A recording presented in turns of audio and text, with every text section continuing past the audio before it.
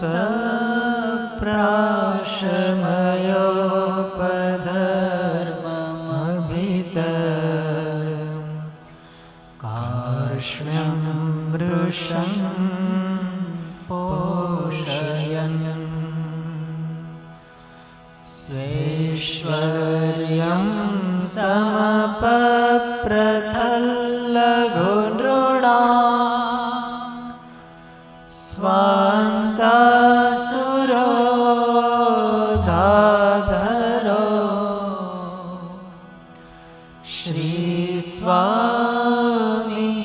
जयतीश्वर सहजा नन्दो ममानन्दद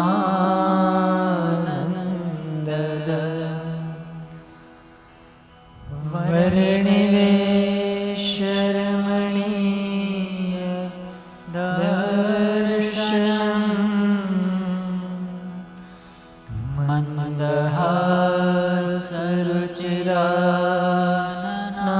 मन्दहासरुचिराननाम्बुजम् पूजितं सुरनरोत्तमेर्मुदा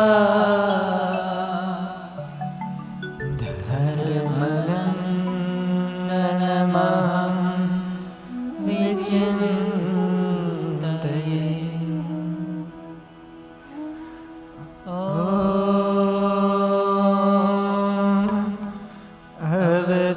अवतारिणे श्री स्वामिनारायणाय नमो नमः।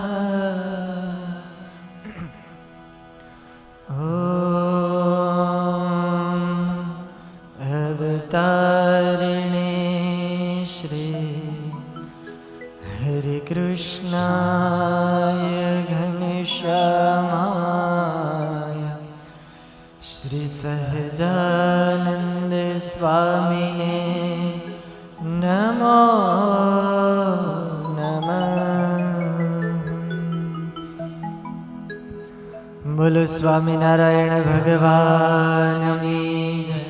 श्री हरि कृष्ण महाराज की जय। श्री लक्ष्मी नारायण देवनी जय। श्री नारायण मुनि देवनी जय। श्री लाडला घनश्याम महाराज जय। श्री कृष्ण कन्हैया लाल की जय। श्री रामचंद्र भगवान की जय। श्री विघ्न विनायक देव की जय। श्री कष्टभंजन देव की जय। ओम नमः पार्वती पतये हर हर महादेव।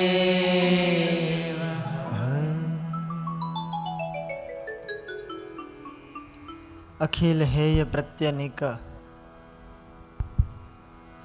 अनेक कल्याण गुणगण महोदधि महासुखनु धाम वाला वाला अपना इष्टदेव भगवान श्री स्वामीनारायण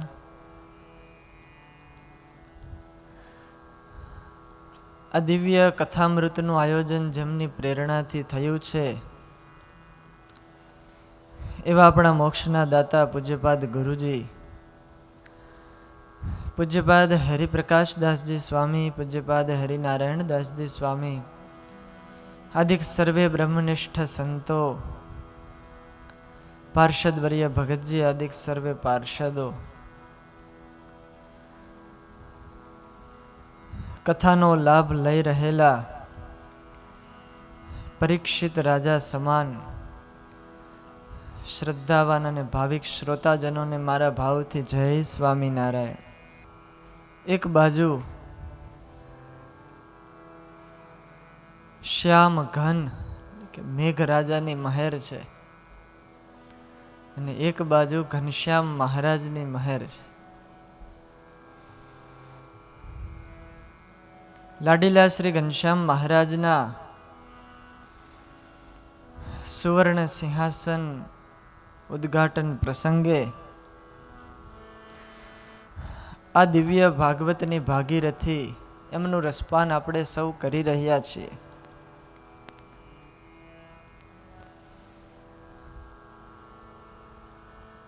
આ દિવ્ય કથાથી ભક્તિ દેવી પોતાના પુત્રો જ્ઞાન અને વૈરાગ્ય સહિત વૃદ્ધિ પામી. જ્ઞાન અને વૈરાગ્ય પણ યુવાનીને પ્રાપ્ત થયા. સનકાદિકો નારદજીને આ કથા સંભળાવી રહ્યા છે.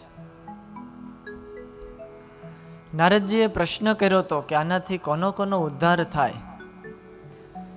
આ ભાગવતની કથા વાલા ભક્તજનો એવી છે, ગમે એવા પાપી હોય, ગમે એવા ભરાડી હોય, બ્રહ્મ હત્યાના કરનારા હોય, પણ એકવાર આ શ્રીમદ ભાગવતની કથાનું જો કોઈ રસપાન કરે તો એના તમામ પાપો બળે નષ્ટ થઈ જાય છે. સનકાદિક કહે છે કે નારદજી સાંભળો, હું તમને થોડા જ વર્ષો પહેલાનો એક તાજો પ્રસંગ સંભળાવું છું.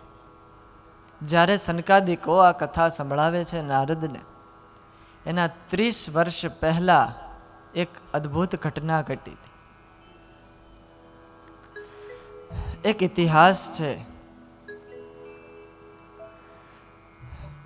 તુંગભદ્રા નદીના કિનારે એક સુંદર મજાનું નગર આવ્યું છે. એ નગરની અંદર તમામ વર્ણના લોકો રહે છે. બધાય લોકો ભગવદીય છે, સત્યવાદી છે. અને એ જ નગરની અંદર આત્મદેવ નામના પવિત્ર બ્રાહ્મણ રહે છે. આત્મદેવ પુરે તસ્મિન સર્વવેદ વિશારદ. આત્મદેવ પુરે તસ્મિન સર્વવેદ વિશારદ. આત્મદેવ પુરે તસ્મિન સર્વવેદ વિશારદ. આત્મદેવ પુરે તસ્મિન સર્વવેદ વિશારદ. શ્રૌત સ્માર્તેષુ નિષ્ણાતો. શ્રોત સ્માર્તેષુ નિષ્ણાતો. શ્રૌત સ્માર્તેષુ નિષ્ણાતો. શ્રોત સ્માર્તેષુ નિષ્ણાતો. દ્વિતીય ઇવ ભાસ્કર. દ્વિતીય ઇવ ભાસ્કર. આત્મદેવ પુરે તસ્મિન સર્વવેદ વિશારદ. આત્મદેવ પુરે તસ્મિન સર્વવેદ વિશારદ. આ નગરની અંદર આત્મદેવ નામના એક બ્રાહ્મણ રહે છે. સર્વ વેદના વિશારદ છે, જ્ઞાની છે, શ્રૌત અને સ્માર્ત કર્મ કરવામાં કુશળ છે. જાણે કે આ પૃથ્વી ઉપર બીજો સૂર્ય ઉગ્યો હોય એવી એમની કાંતિ છે, એવી એમની શોભા છે. ધનવાન છે અને પોતે પુરોહિત કર્મ કરી અને જીવન વ્યતીત કરે છે. આવા પવિત્ર બ્રાહ્મણ એ નગરમાં રહે છે. પરંતુ એમને એક પત્ની છે, એનું નામ ધુંધુલી છે. આ ધુંધુલીને રૂપ તો હતું, ખાનદાન કુળની હતી, પરંતુ સ્વભાવે બહુ આકરી હતી. પોતાનું ધાર્યું કરવાનો જ સ્વભાવ હોય. ઘણીવાર પુરુષ સારો હોય પણ સ્ત્રી સારી ન હોય, ઘણીવાર સ્ત્રી સારી હોય પણ પુરુષ સારો ન હોય. ક્યાંક એવું કજોડું ગોઠવાઈ જતું હોય. આત્મદેવ બહુ પવિત્ર બ્રાહ્મણ છે, પણ આ ધુંધુલી છે પોતાનું ધાર્યું કરવાના સ્વભાવવાળી છે. અને એક દ્રષ્ટિએ જોઈએ વાલા ભક્તજનો, આત્મદેવ એટલે આપણો આત્મા અને ધુંધુલી એટલે આપણો દેહ. આત્માને જે ગમે છે એ દેહને કદી દિવસ ગમતું નથી, અને જે શરીરને ગમે છે એ આત્માને ગમતું નથી. આત્મા વિષયથી પાછો વળવા માગે છે, પણ શરીર છે એ વિષયમાં જવા માગે છે. પ્રથમના 70મા વચનામૃતમાં એક અદ્ભુત પ્રશ્ન પૂછાયો. કાકાભાઈનો પ્રશ્ન છે. અંતરની માહિલી કોરે એક વિષય ભોગવવાની હા પાડે છે અને એક ના પાડે છે. જે હા પાડે છે તે કોણ છે ને ના પાડે છે તે કોણ છે? એવો ઉત્તર કર્યો. વિષય ભોગવવાની જે હા પાડે છે એ શરીર છે, અને જે વિષય ભોગવવાની ના પાડે છે એ જીવ છે, આત્મા છે. આત્માને વિષયો ગમતા નથી, પણ દેહને ગમે છે. આ ધુંધુલી એવી છે, સ્વભાવે અત્યંત આકરી છે, ક્રૂર છે, કજિયાખોર છે, કામકાજમાં બહુ કુશળ છે, પણ એનો સ્વભાવ સારો નથી. સ્વવાક્ય સ્થાપિકા, પોતાનો જ એકડો સાચો છે એવું માનવા વાળી છે. સમાજની અંદર ઘણી ઘણી આવી નારીઓ હોય છે, પોતે હઠ પકડીને બેસી જાય. હું કહું એ જ સાચું, હું કહું એમ જ થવું જોઈએ. એક ગામની અંદર એક સંત ભિક્ષા માગવા ગયેલા. બપોરનો સમય. સંત ગામમાં ભિક્ષા માગે છે, ક્યાંય મળી નથી. છેલ્લે ઘરે ગયા. ઘરની અંદર એ વહુ હતા, એમણે સંતને ના પાડી કે ભિક્ષા નથી. સાસુમાં બહાર ગયેલા. એટલે સંતો ઉદાસ મન કરી અને બીજે ગામ જતા હતા. રસ્તાની અંદર આ એમને સામા મળ્યા. એમણે પૂછ્યું કે ભૂદેવ, ભિક્ષા મળી કે નહીં? તો કે આખા ગામમાંથી ક્યાંય ભિક્ષા મળી નહીં. ઓલા ઘરે તમે ગયા હતા? તો કે હા, ત્યાંય ગયો તો. શું કીધું? તો કે ત્યાંથી ના પાડી. તો કે હાલો. ભૂદેવને તો આનંદ થયો. હાશ, એક જગ્યાએ તો ભિક્ષા મળશે. ભૂદેવ તો હરખાતા હરખાતા આવ્યા, અને આ બાઈ પછી આવી, પોતાના ઘરમાં પ્રવેશ કર્યો, ઉંબરા ઉપર ચડી અને બહુ બેટાને બોલાવ્યા કે આ બ્રાહ્મણને ભિક્ષા આપવાની ના પાડી? તો કે હા, મેં ના પાડી, તે ઘરની અંદર કાંઈ નથી. ત્યારે એમણે ઘરના ઉંબરા ઉપર ઊભા રહી અને પેલા બ્રાહ્મણને કહી દીધું કે હવે પછી આ ઘરમાં કોઈ દિવસ આવતા નહીં, અહીંયા ભિક્ષા નહીં મળે, માટે જવા દો. બ્રાહ્મણ કહે પણ એ તો પેલા ના પાડી જ હતી, એટલા માટે તો હું જતો રહ્યો હતો. તો કે ના પાડો તો હું પાડું, ઈ હેની ના પાડે, આ ઘર મારું છે. ના પાડું તો હું પાડું, કહું તો હું કહું, બીજા છે ના કહી. હું કહું એમ જ થવું જોઈએ. આ પોતાનો જ એકડો સાચો માનવા વાળી ધુંધુલીઓ આજ સમાજની અંદર ઘણી છે. સ્વવાક્ય સ્થાપિકા અને લોક વાર્તારતા. અને સ્ત્રીઓનો વાલા ભક્તજનો મોટા ભાગે આવો સ્વભાવ હોય. 2-5 સ્ત્રીઓ ભેગી મળે એટલે આખા ગામની ઉથલ પાથલ કરે. 4 મળે ચોટલા તો કોકના ભાંગે ઓટલા. ખાવાના મેળ ન પડવા દે. પારકી નિંદામાં જ રસ હતો. આવા સ્વભાવવાળી આ ધુંધુલી છે, કજિયાખોર છે. પોતાના પતિને ક્યાંય સુખ લેવા દેતી નથી. દંપતી જીવન તો પસાર ધીરે ધીરે થાય છે. આત્મદેવ પાસે ધન ઘણું છે, ઘર બાર સંપત્તિ બધું જ છે, પણ છતાંય સુખ નથી, કારણ કે પત્ની સારી નથી.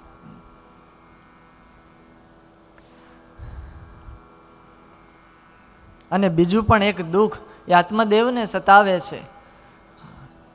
મને ભગવાને બધું જ આપ્યું, પણ એક દીકરો નથી આપ્યો. મારી પત્નીને દીકરો થતો નથી. અને આવી બુદ્ધિ જેનામાં હોય, એને ત્યાં વિવેક રૂપી દીકરો ક્યાંથી જન્મે? આત્મદેવ ખૂબ કંટાળી ગયા.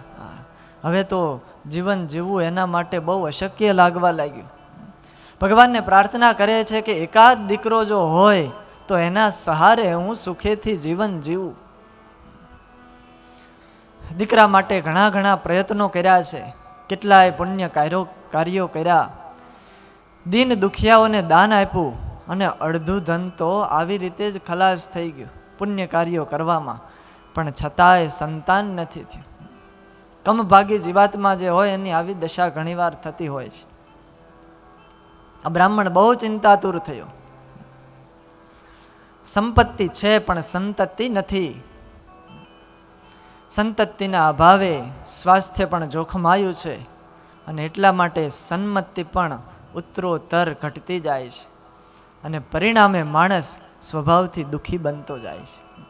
પરિસ્થિતિ વાલા ભક્તજનો ક્યારેક ક્યારેક એવી સર્જાય કે માણસને દુઃખ ન હોય તો પણ દુઃખી થવું પડતું હોય છે. ધૂંધુલી ખૂબ હેરાન કરે છે. આત્મદેવ ખૂબ કંટાળી ગયા છે. હૃદયમાં પારાવાર પસ્તાવો થાય છે. મનમાં એમ ધારે છે કે આને સંગે કરી અને હું કેમ જિંદગી પૂરી કરીશ? એના કરતાં તો જીવન ટૂંકાવી દેવું એ જ સારું છે. આવા મનની અંદર વમળો શરૂ થયા છે. વાલા ભક્તજનો, જીવન છે ક્યારેય આ ધૂંધુલી જેવા નહીં જીવતા કે બીજાને પણ આત્મહત્યા કરવા સુધી પહોંચાડી દે. આત્મહત્યા કરવું એ પાપ છે. કોઈ પણ જીવ આત્મહત્યા કરે મોટું પાપ કીધું છે શાસ્ત્રમાં, પણ આપણા કારણે બીજાને આત્મહત્યા કરવી પડે એવી પોઝિશન ઊભી થાય એ એનાથી મોટું પાપ છે. એનાથી મોટું પાપ છે. એવા ભારેખમ જીવન કદીવસ ન જીવવા જોઈએ કે આપણા કારણે કોઈ બીજા દુઃખી થાય. કમસે કમ આપણે કોઈને સુખી ન કરી શકીએ તો કાંઈ નહીં, પણ કોઈને દુખવીએ તો નહીં. કોઈના તારણહાર ન બનીએ તો પણ કાંઈ નહીં, પણ કોઈને ડૂબાડીએ તો નહીં.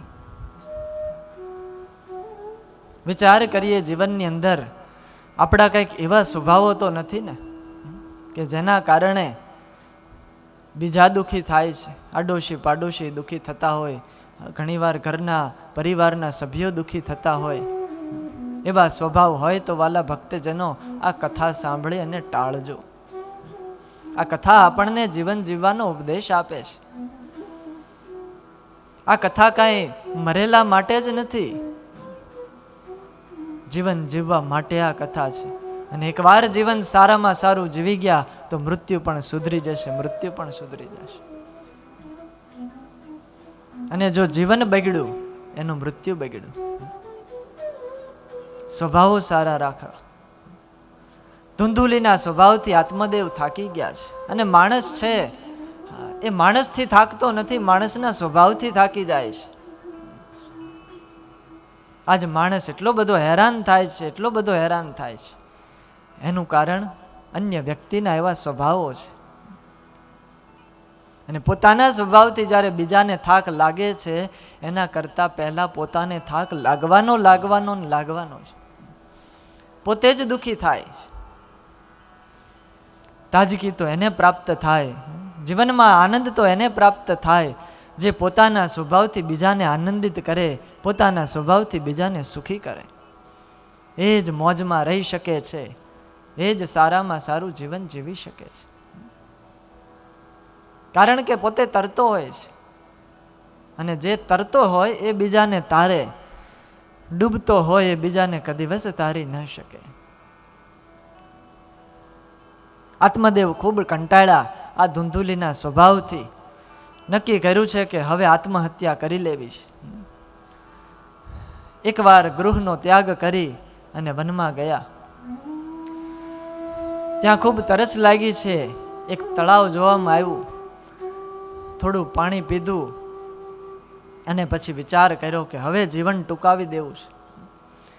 અને જેવા પાણીમાં પડવા જાય તરત સામેથી એક સંત આવ્યા. સંતે એમને રોક્યા છે કે ભૂદેવ ઉભા રહ્યો. સંતે હાથ પકડ્યો. જેના ઉપર પરમાત્માની કૃપા થાય વાલા ભક્તજનો, એને સંતનો ભેટો થઈ જાય છે. ભગવાન જ્યારે જીવાત્મા ઉપર કૃપા કરે ત્યારે ટોપલો લઈને સોના મહર આપવા નથી આવતા કે ધનના ઢગલા નથી કરતા. ભગવાન જ્યારે આપણા ઉપર કૃપા કરે ત્યારે આપણને મહાપુરુષનો યોગ કરાવી આપે છે, આપણને સંત આપે છે અને સાધુ થકી આપણું જીવન સુધરતું હોય છે. આપણા જીવનની અંદર એકાદ પાત્ર તો એવું હોવું જોઈએ. આપણે ક્યાંક ખોટે રસ્તે જતા હોઈએ, ફસાતા હોઈએ ત્યારે આપણો હાથ પકડી અને રસ્તામાંથી આપણને પાછા વાળે, સાચો રસ્તો આપણને બતાવે એવું એકાદ પાત્ર હોવું જોઈએ. એટલા માટે સ્વામીએ કીધું, ગુણાતીતાનંદ સ્વામીએ, 2 સારા સાધુ ને 3 સારા હરિભગત, એની સાથે જીવને જડી દેવો, આત્મીયતા કરવી.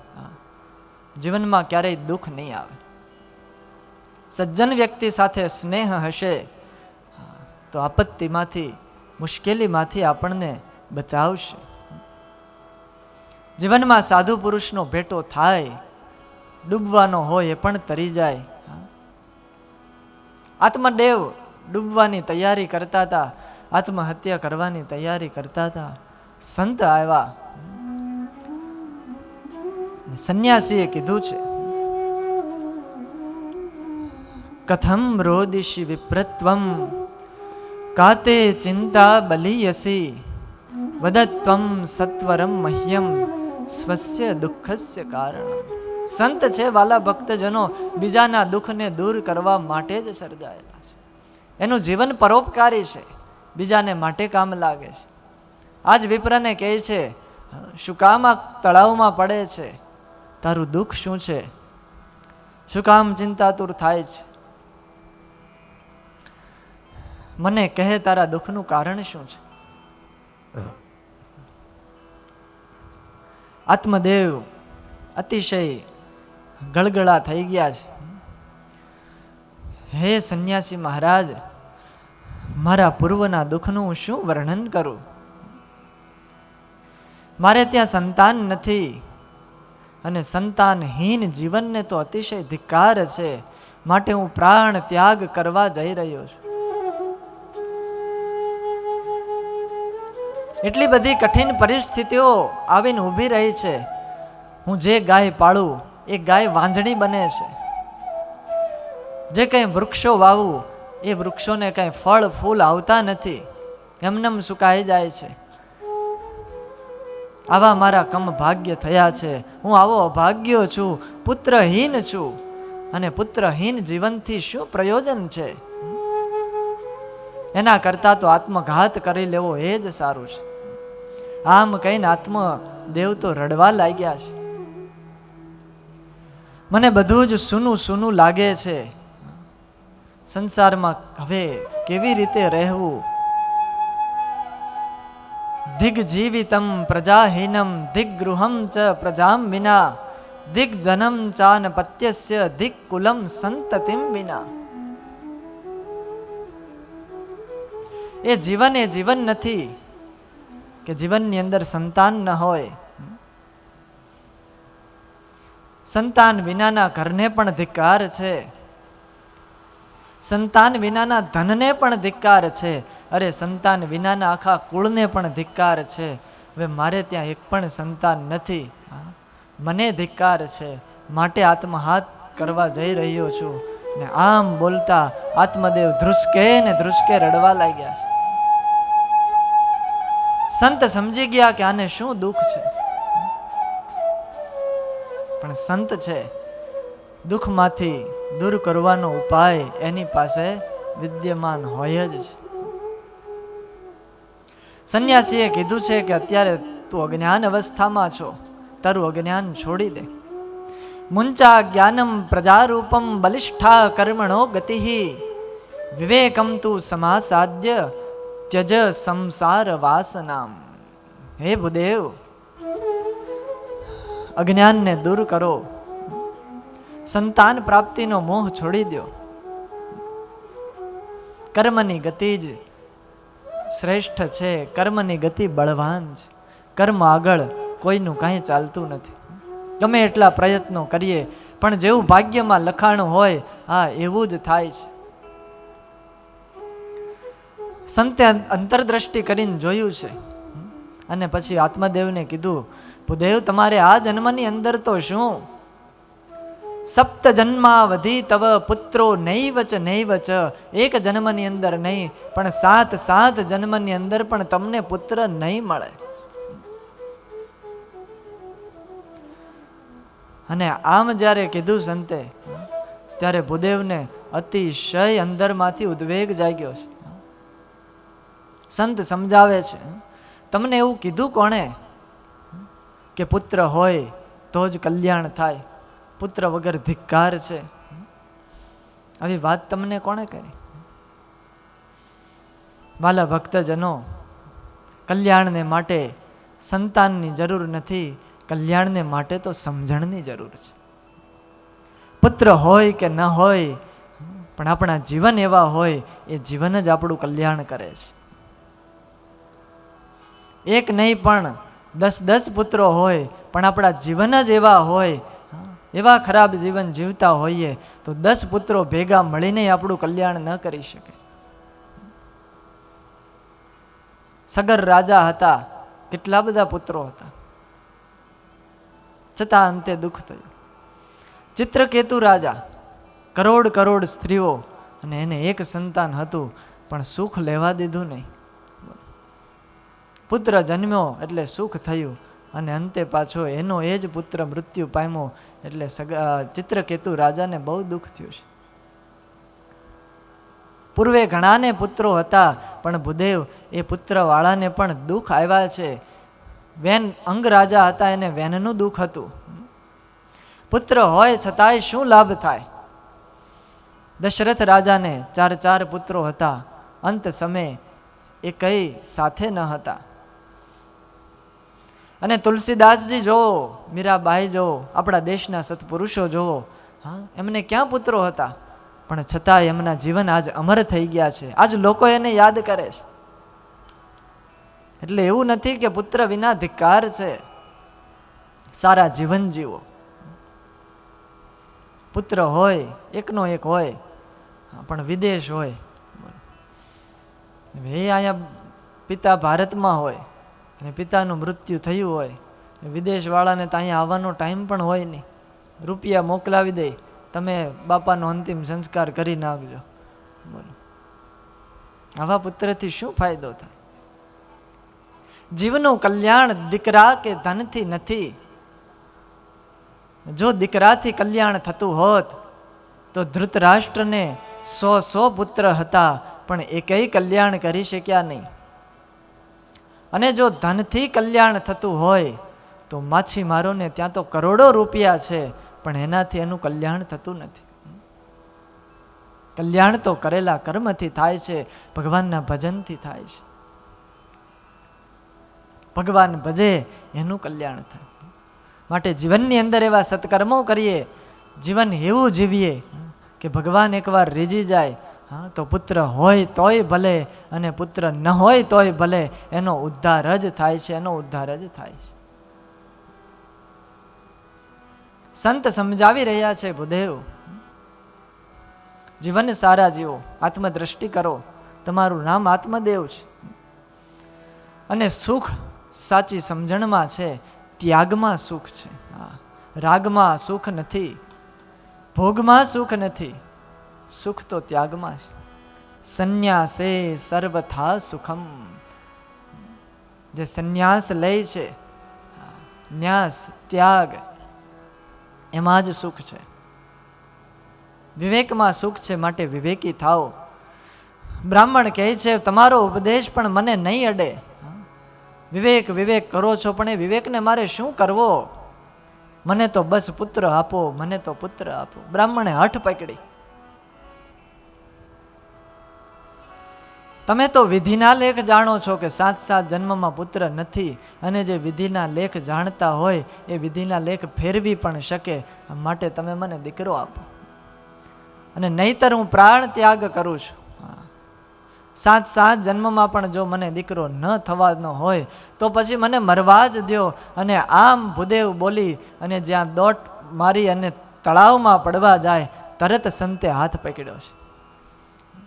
કારણ કે સંતનું હૃદય દયાળુ છે. પીગળી ગયું સંતનું હૃદય. સાધુનું હૃદય માખણ જેવું કોમળ છે.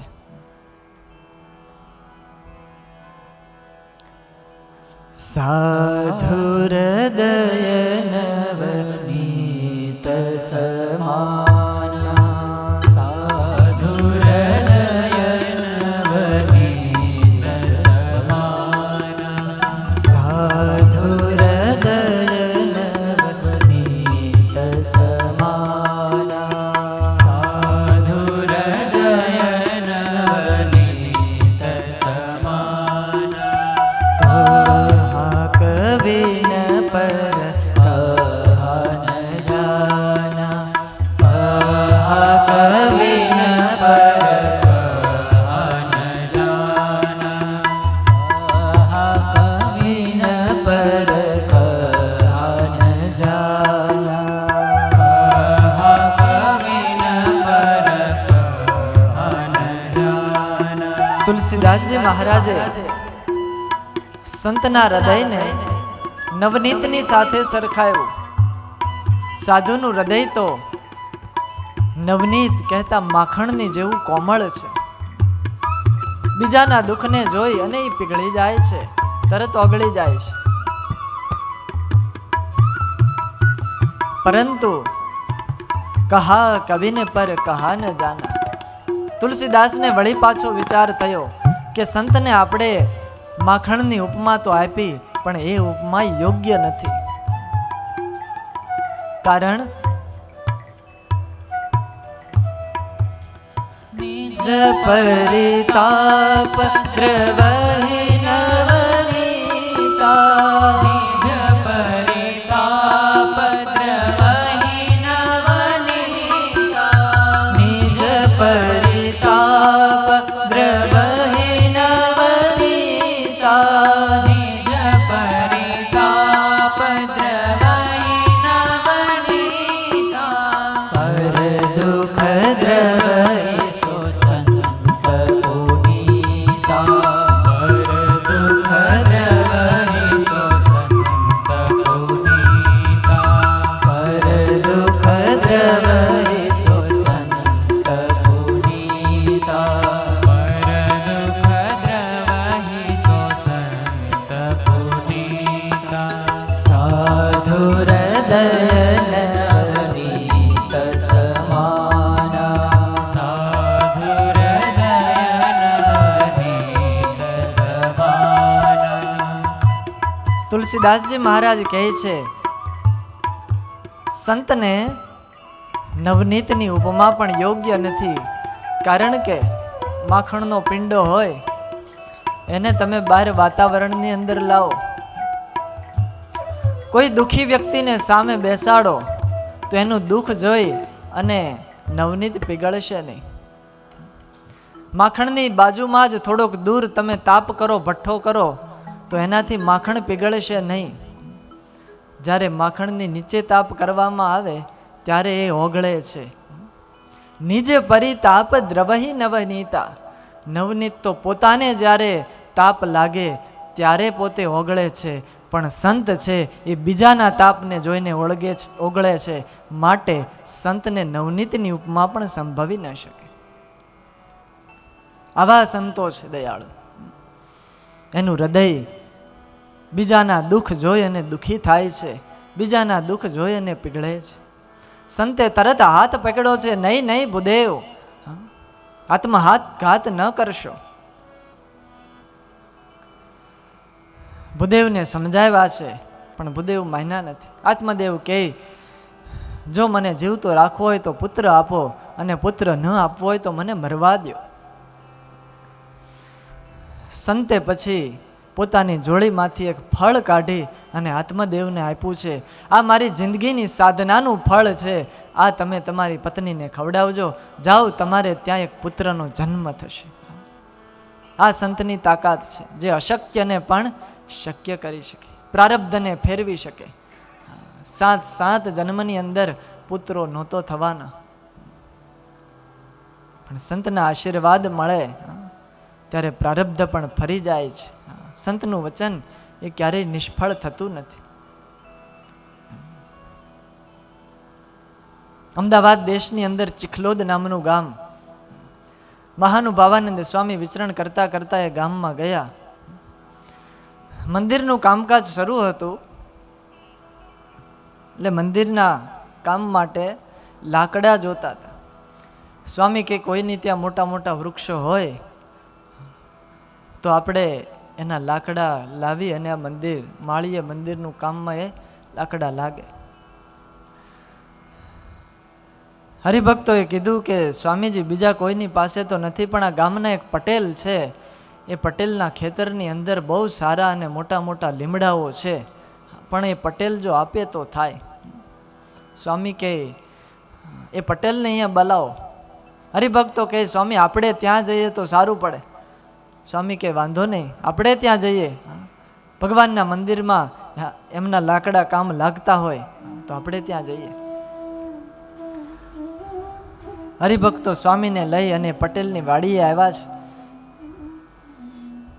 સ્વામીએ જોયું તો મોટા ઘટાદાર લીમડાઓ હતા અને મંદિરમાં કામ લાગે એવા જ સરસ મજાના લીમડા હતા. સ્વામીએ પટેલને વિનંતી કરી કે પટેલ, આ ગામની અંદર ભગવાનનું સરસ મજાનું મંદિર થાય છે, લાકડાની જરૂર છે, તો આમાંથી તમે થોડાક વૃક્ષો આપશો. પટેલે તો પહેલા ના પાડી.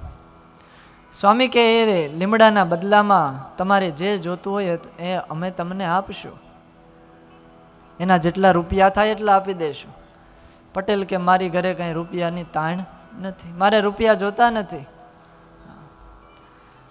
સ્વામીએ સમજાવ્યા એટલે પટેલ આપવા માટે તૈયાર થયા છે. સ્વામીને કીધું કે તમારે લીમડા જેટલા જોતા હોય એટલા લઈ લો. સ્વામી કે આના બદલામાં અમે શું આપીએ? હરિભક્તો કે સ્વામી, આ પટેલ બહુ ધનવાન છે, આબરૂદાર માણસ છે, પણ એને ત્યાં એકેય સંતાન નથી. સ્વામીએ કૃપા કરી અને કીધું પટેલ તમારે ત્યાં દીકરા નથી? તો કે ના સ્વામી, દીકરા નથી. આપ અહીંયા પધાર્યા છો, મારા પર કૃપા કરો કે મને દીકરો થાય. સ્વામી કે કેટલા દીકરા જોતા છે? આ તો સમર્થ સંત છે. પટેલ કે સ્વામી તમે જેટલા આપો એટલા. સ્વામી કે તમે જેટલા લીમડા આપશો એટલા અમે દીકરા આપશો. ભારત દેશના સંતની તાકાત કેટલી છે! હિન્દુસ્તાનની આગળ દુનિયા અમથી નથી ઝૂકતી. અહીંયા એવા મહાપુરુષો થયા છે, અહીંયા એવા સાધુ પુરુષોનો જન્મ થયો છે, જેના વચને હરિભક્તોના પ્રારબ્ધ ફરતા હોય છે. ભવ્યતા તો આખી દુનિયામાં તમને બીજે જોવા મળશે, પણ દિવ્યતા એ આ ભારત દેશની અંદર છે. એ સાધુ પુરુષોના જીવન દિવ્ય હતા. સ્વામીએ કીધું જેટલા લીમડા આપો એટલા દીકરા થશે. પટેલ કહે 7 લીમડા આપ્યા. સ્વામી કે જાઓ, તમને 7 દીકરા આપ્યા. સ્વામી કહે પણ એક શરત, એમાંથી અડધા અમારા અને અડધા તમારા. પટેલ કહે વાંધો નહીં. હવે વિચાર્યા વગર પટેલે હા પાડી દીધી ને ત્યાંથી નીકળી ગયા. પણ એ વિચાર્યું નહીં, અડધા અમારા અડધા તમારા. હવે 7 હતા, એના 2 ભાગ કઈ રીતે કરવા? સમય જતા પટેલને ત્યાં દીકરાઓ થયા, 7 પુત્રો થયા. એમાંથી 3 નાનપણમાં જ વૈરાગ્ય થયો અને સાધુ થઈ ગયા, અને બીજા 3 લગ્ન કર્યા. પણ સંતો બધાને હરિભક્તો સ્વામીને વાત કરે છે, સ્વામી તમે પટેલને આશીર્વાદ આપ્યા હતા, અડધા દીકરા સાધુ થશે, એમાંથી 3 થયા છે અને 4 ઘરે છે, તમારું વચન બરોબર ફળ્યું નહીં. સ્વામી કે ઘડીક ઊભો રે, ધીરો ખાઈમ. સંતના વચન ક્યારેય નિષ્ફળ ન જાય. અને અમુક સમય થયો, 35 વર્ષની ઉંમર થઈ, એમાંથી એક દીકરો સંસારનો ત્યાગ કરી અને ત્યાગી થઈ ગયા, ભગવાન ભજવા લાગ્યા. 50-50. અડધું જીવન ગ્રહસ્થાશ્રમમાં વિતાવ્યું, અડધું જીવન ત્યાગાશ્રમમાં વિતાવ્યું. અને આ કઈ દંત કથા નથી. અમદાવાદ દેશની અંદર આજે પણ એ સંતોની પરંપરા ચાલી આવે છે અને એને લીમડાવાળું મંડળ એવું ઓળખાવવામાં આવે છે, એ તરીકે પ્રસિદ્ધ છે. સાધુ પુરુષોની આ તાકાત છે. સંતે આત્મદેવને ફળ આપ્યું કે આ ફળ તમે તમારી પત્નીને ખવડાવજો, એમને પુત્ર ઉત્પન્ન થશે. અને પત્નીએ 1 વર્ષ સુધી સત્ય બોલવું, શૌચ પાળવો, દયા રાખવી, દાન આપવું અને 1 દિવસમાં 1 ટાઈમ જમવું, આવા નિયમો પાળવા.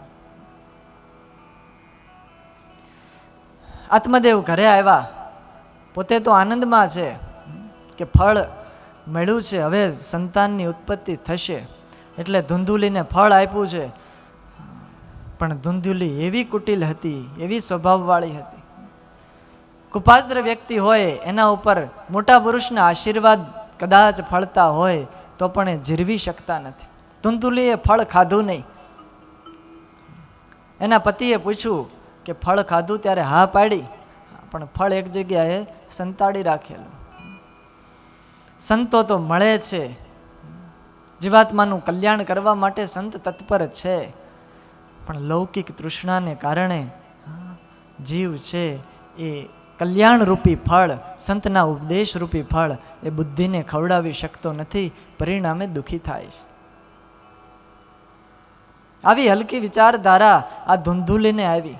પોતાની સખીને બોલાવીને કીધું છે કે મને ચિંતા થાય છે, આ ફળ હું ખાઈશ નહીં. કેવી વિચારધારા ધરાવે છે! જો આ ફળ હું ખાઈશ તો મને ગર્ભ રહેશે, ગર્ભ રહેશે તો પેટ વધી જશે, અને મારું પેટ વધી જશે તો બરાબર મારથી જમાશે નહીં, એટલે મને અશાંતિ વર્તે છે. અને સગર્ભા સ્ત્રી હોય, જલ્દી ચાલી શકે નહીં. હવે ગામની અંદર કંઈક ધાડ પડી, લૂંટારાઓ આવ્યા તો મારે ભાગી કેમ જવું, કઈ રીતે ભાગી શકું? આવી વિચારધારા ધરાવે છે. અને જો એ ગર્ભ શુકદેવજીની જેમ એમના અંદરમાં અંદરને અંદર રહ્યો તો બહાર કેમ કાઢવો એને? અને પ્રસવની પીડા પણ બહુ અતિશય હોય છે, અને ગર્ભ જો આડો થશે તો મારું મૃત્યુ જ છે.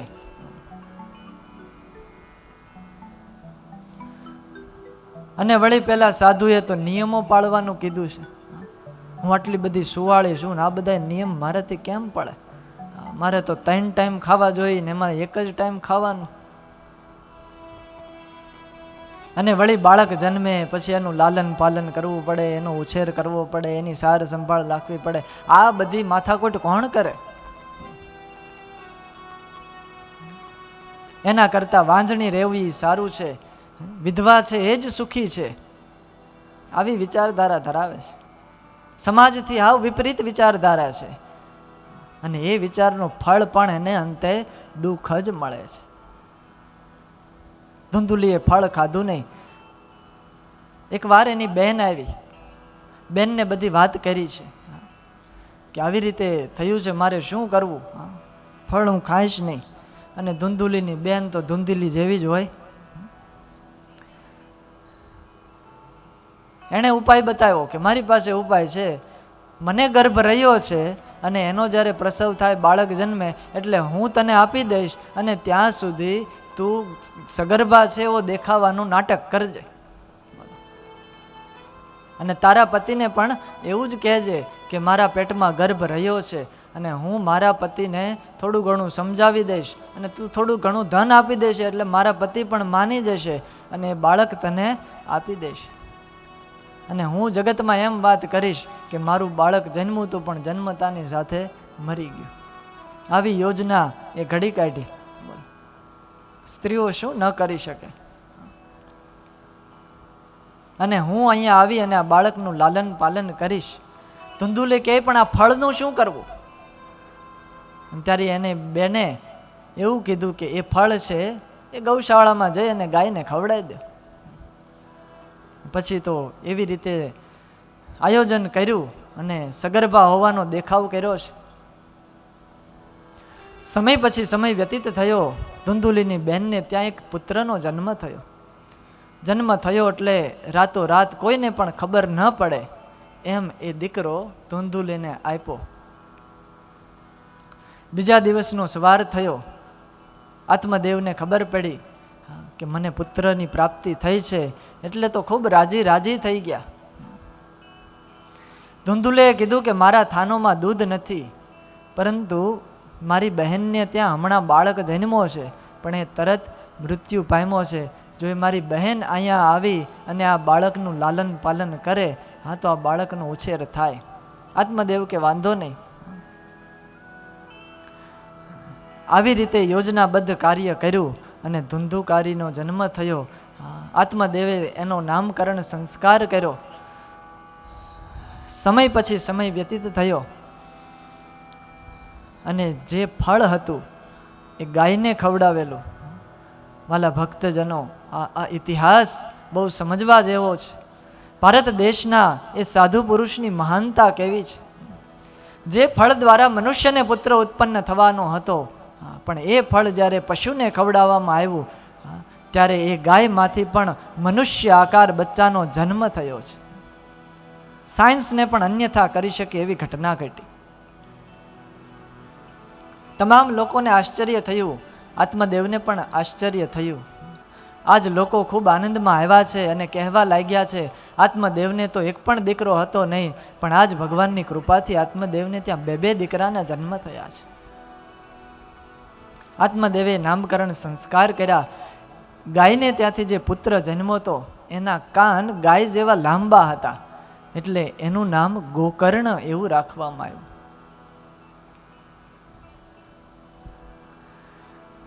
ધીરે ધીરે બંને વૃદ્ધિ પામ્યા,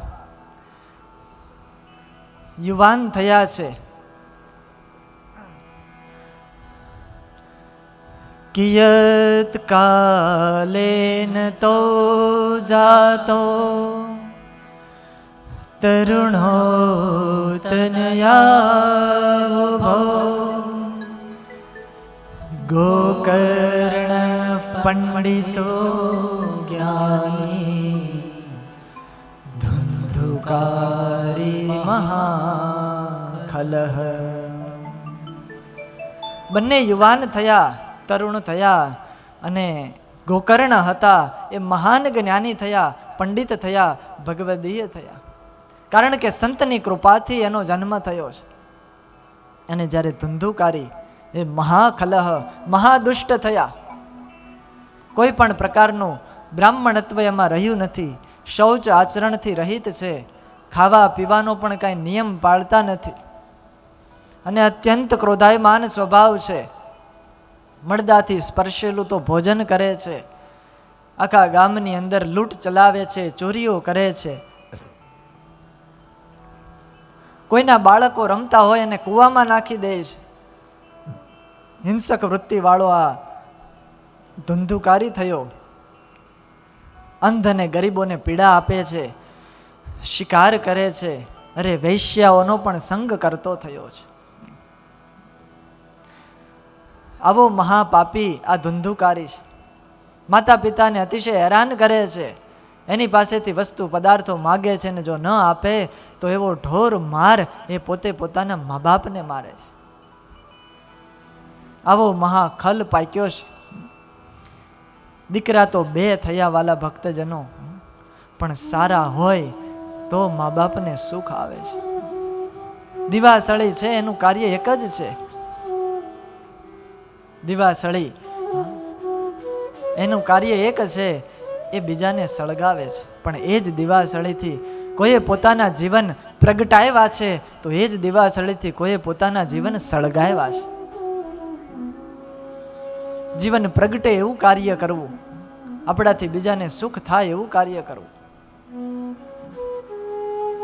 જે કુળની અંદર એક પવિત્ર ભગવાનનો ભક્ત થાય, ભગવદીય થાય, એ કુળને તારનારો થાય છે.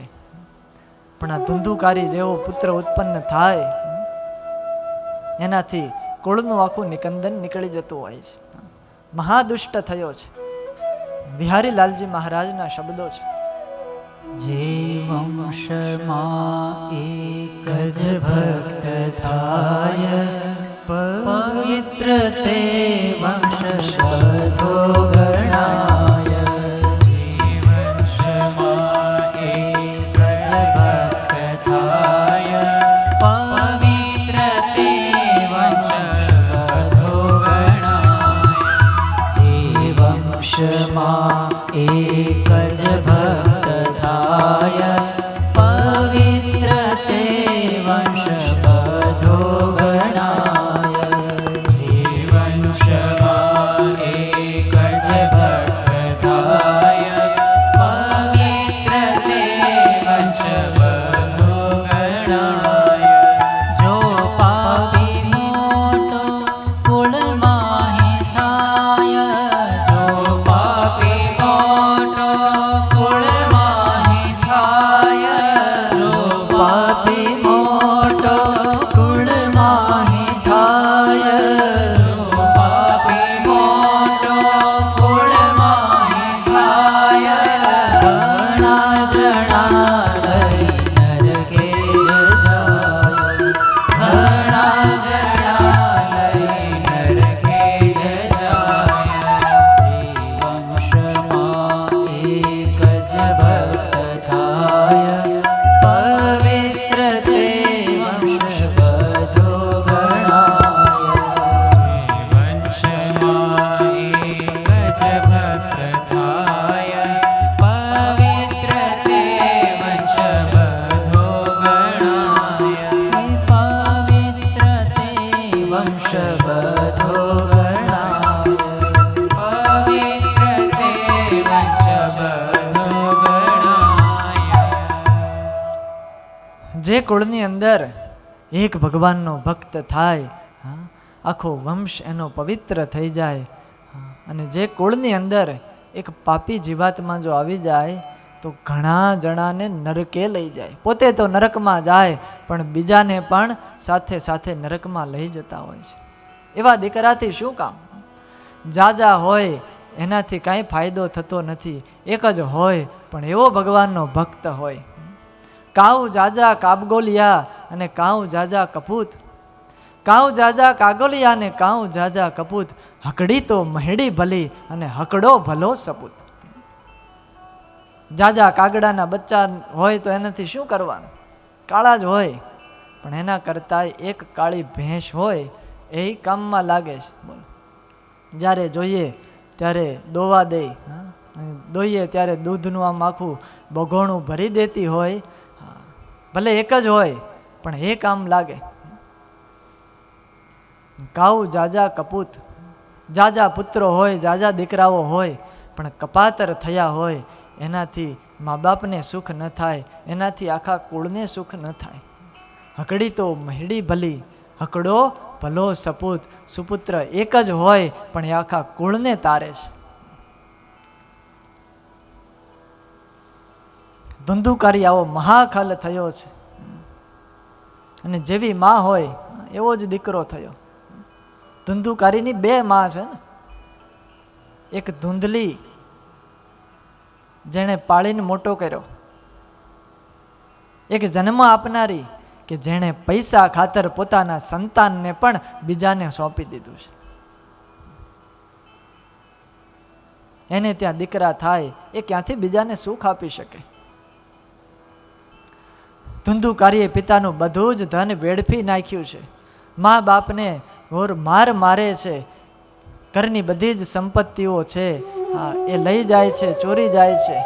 માર મારે બધાય વાસણો પણ ઘરમાંથી લઈ જાય છે. ને આવી રીતે જ્યારે આ ધુંધુકારીએ દુઃખ આપવાનું શરૂ કર્યું ત્યારે આત્મદેવથી એ સહન નથી થયું. આત્મદેવ અતિશય દુઃખી થયા છે. જ્યારે જ્યારે વાલા ભક્તજનો આવી પરિસ્થિતિ સર્જાય, મા બાપને પણ રડવું પડે છે. અને પછી છેલ્લે એવા નિશાસા નાખતા હોય છે કે આના કરતા તો મારા પેટે પથરા પાક્યા હોત તોય સારું હતું. માટે પોતાના મા બાપના દુઃખ હોય એને દૂર કરવાના પ્રયત્નો કરવા. દુઃખને કદાચ દૂર ન કરી શકો, પણ મા બાપને દુઃખી ન કરો, એને સુખરૂપ થઈએ. આપણા કારણે આપણને જન્મ દેનારા, આપણને પાળી પોષીને મોટા કરનારા મા બાપ આપણાથી ક્યારેય દુઃખી ન થવા જોઈએ. એનો બહુ મોટો અપરાધ આ જીવને લાગતો હોય છે. કુળને તારી ન શકો તો કાંઈ નહીં, પણ પોતાના કુળને ડૂબાડો તો નહીં. આજ આત્મદેવ અત્યંત દુઃખી થયા. તત્પિતા કૃપણ પ્રોચેર ધનહીનો રુરોદહ બંધ્યત્વમ તુ સમીચીનમ કુપુત્રો દુઃખદાયક. આના કરતા તો મને પુત્ર ન હોત તો એ સારું હતું. કુપુત્ર છે અંતે તો દુઃખદાયક છે. એના કરતા તો વંધ્યત્વ આવ્યું હોત એ સારું હતું. એમ બોલતા બોલતા આત્મદેવ ચોધાર આંસુએ રડવા લાગ્યા છે. અતિશય દીન થયા, દુઃખી થયા. હવે હું શું કરું? ક્યાં સુધી આમનામ જિંદગી પસાર કરું? હવે મારે ક્યાં રહેવું, ક્યાં જાવું? આ મારા દુઃખ કોણ કાપશે? મારે ઉપર તો મહા આફત આવી પડી. સંતની કૃપા થઈ, દીકરો તો મળ્યો, પણ આ ધુંધુકારી જેવો પુત્ર જન્મ્યો. આવી રીતે આત્મદેવ દુઃખથી જીવન બતાવે છે. અને એ જ સમયે ગોકર્ણજી ત્યાં આવ્યા છે. ગોકર્ણજી આવ્યા અને પિતાને વાત કરી કે પિતાજી આપ દુઃખી શું કામ છો? ત્યારે બધી વાત કરી અને પછી ગોકર્ણજીએ ઉપદેશ આપ્યો. દીકરા હજો તો આ ગોકર્ણજી જેવા હજો કે પોતાના પિતાનું દુઃખ દૂર કરી શકે. અસારહ ખલુ સંસારો દુઃખ રૂપી વિમોહક સુતઃ કસ્ય ધનમ કસ્ય સ્નેહ વાંજલ જ્વલતે નિશમ. ગોકર્ણજીએ પિતાને ઉપદેશ આપ્યો છે, સમજાવ્યા છે. આ સંસાર તો અસાર છે, દુઃખરૂપ છે. પૂર્વે મોટા મોટા રાજાઓ પણ થઈ ગયા, એને પણ આ સંસારે સુખ લેવા દીધું નથી. બધાને દુઃખ જ આવ્યા છે. અને વિચાર કરો, પિતાજી આપનું નામ તો આત્મદેવ છે, અને આ શરીર આપણું ક્યાં છે? આપણે તો આત્મા છીએ. આત્માને કોઈ પુત્ર ન હોય, આત્માને કોઈ દીકરા ન હોય. આત્મા તો આત્મા છે. સુતઃ કસ્ય, આ મારો પુત્ર છે એવો મોહ છોડી દો, અને મોહ છોડી દેશો એટલે તરત સુખી થઈ જશો. મોહમાં જ દુઃખ છે, આમાં જ બંધન છે. આપણે આ મારું માન્યું છે એટલે જ આપણને દુઃખ આવે છે. બીજાના છોકરા દુઃખી થતા હોય તો આપણને દુઃખ થાય છે? નથી થતું. કારણ કે ત્યાં મારાપણું મનાનું નથી. અને મોહ છે એ જ જીવનું કલ્યાણ બગાડે છે. મોહ તો નરકે ગતિ, મોહથી તો નરકમાં વાસ થાય છે. માટે હે પિતાજી, તમે આ પુત્રનો સ્નેહ છોડો તો સુખી થશો. મોટા મોટા ઇન્દ્ર જેવા રાજા છે, ચક્રવર્તીઓ છે, એને પણ સુખ નથી આવ્યું. સુખ તો વિરક્તને છે. વૈરાગ્યની અંદર સુખ છે, સમજણમાં સુખ છે.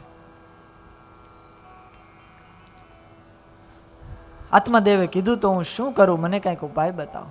બસ સંસારનો ત્યાગ કરો. આ સંસાર છોડી અને વનમાં જાઓ. પણ વનમાં જઈને હું કરું છું? ત્યાં ભગવાનની ભક્તિ કરો. હાડ માંસ યુક્ત શરીરને હું ન માનો. પત્ની પુત્ર એને પોતાના ન માનો. આ સંસારને ક્ષણ ભંગુર જુઓ. વૈરાગ્ય રાગ રસિકો ભવ ભક્તિ નિષ્ઠ, વૈરાગ્યથી યુક્ત બનો. હે પિતાજી, તમે ભગવાનની ભક્તિમાં લાગો, ભગવાનમાં પ્રેમ કરશો એટલે આનંદ ઓટોમેટિક તમારા જીવનમાં આવશે. બધા જ દુઃખો દૂર થઈ જશે. ગોકર્ણજી આવી રીતે પોતાના પિતાને ઉપદેશ આપ્યો. આત્મદેવ વનમાં ગયા છે અને ત્યાં તમામ વાસનાઓનો ત્યાગ કર્યો, ભગવાનનું ભજન કરવા લાગ્યા અને અંતે ભગવાનના ધામની અંદર ગયા છે. દીકરા હોય તો આ ગોકર્ણ જેવા હોય કે પોતાના પિતાનોય ઉદ્ધાર કરે, પોતાના કુળનોય ઉદ્ધાર કરે છે. જેના કુળની અંદર એક ભગવાનનો ભક્ત થાય એ આખા કુળનો ઉદ્ધાર કરનારો થાય છે. ત્યારબાદ ગોકર્ણ ત્યાંથી પદયાત્રા કરવા માટે નીકળી ગયા. ગોકર્ણ ઘરમાંથી ગયા, આત્મદેવ ગયા, 2 જણા વધ્યા, એક ધુંધુલી અને એનો કુપુત્ર ધુંધુકારી. કુપુત્ર થયો એનું કારણ ધુંધુલી હતી, એટલે હવે એને પોતાને એકલીને દુઃખ ભોગવવાનો વારો આવ્યો છે. ધુંધુકારી રોજ માતાને દુઃખ દેવા લાગ્યો છે, મારે છે, મારીને કહે છે કે બતાવ ધન ક્યાં સંઘરી રાખ્યું છે, જેટલું ધન ઘરની અંદર હોય એટલું બધું જ ધન મને આપી દો, અને જો મને ધન નહીં આપો તો બળતા લાકડાથી તમને હું મારીશ. પોતાની માતાને મારવા સુધી આ વ્યક્તિ પહોંચી જાય છે.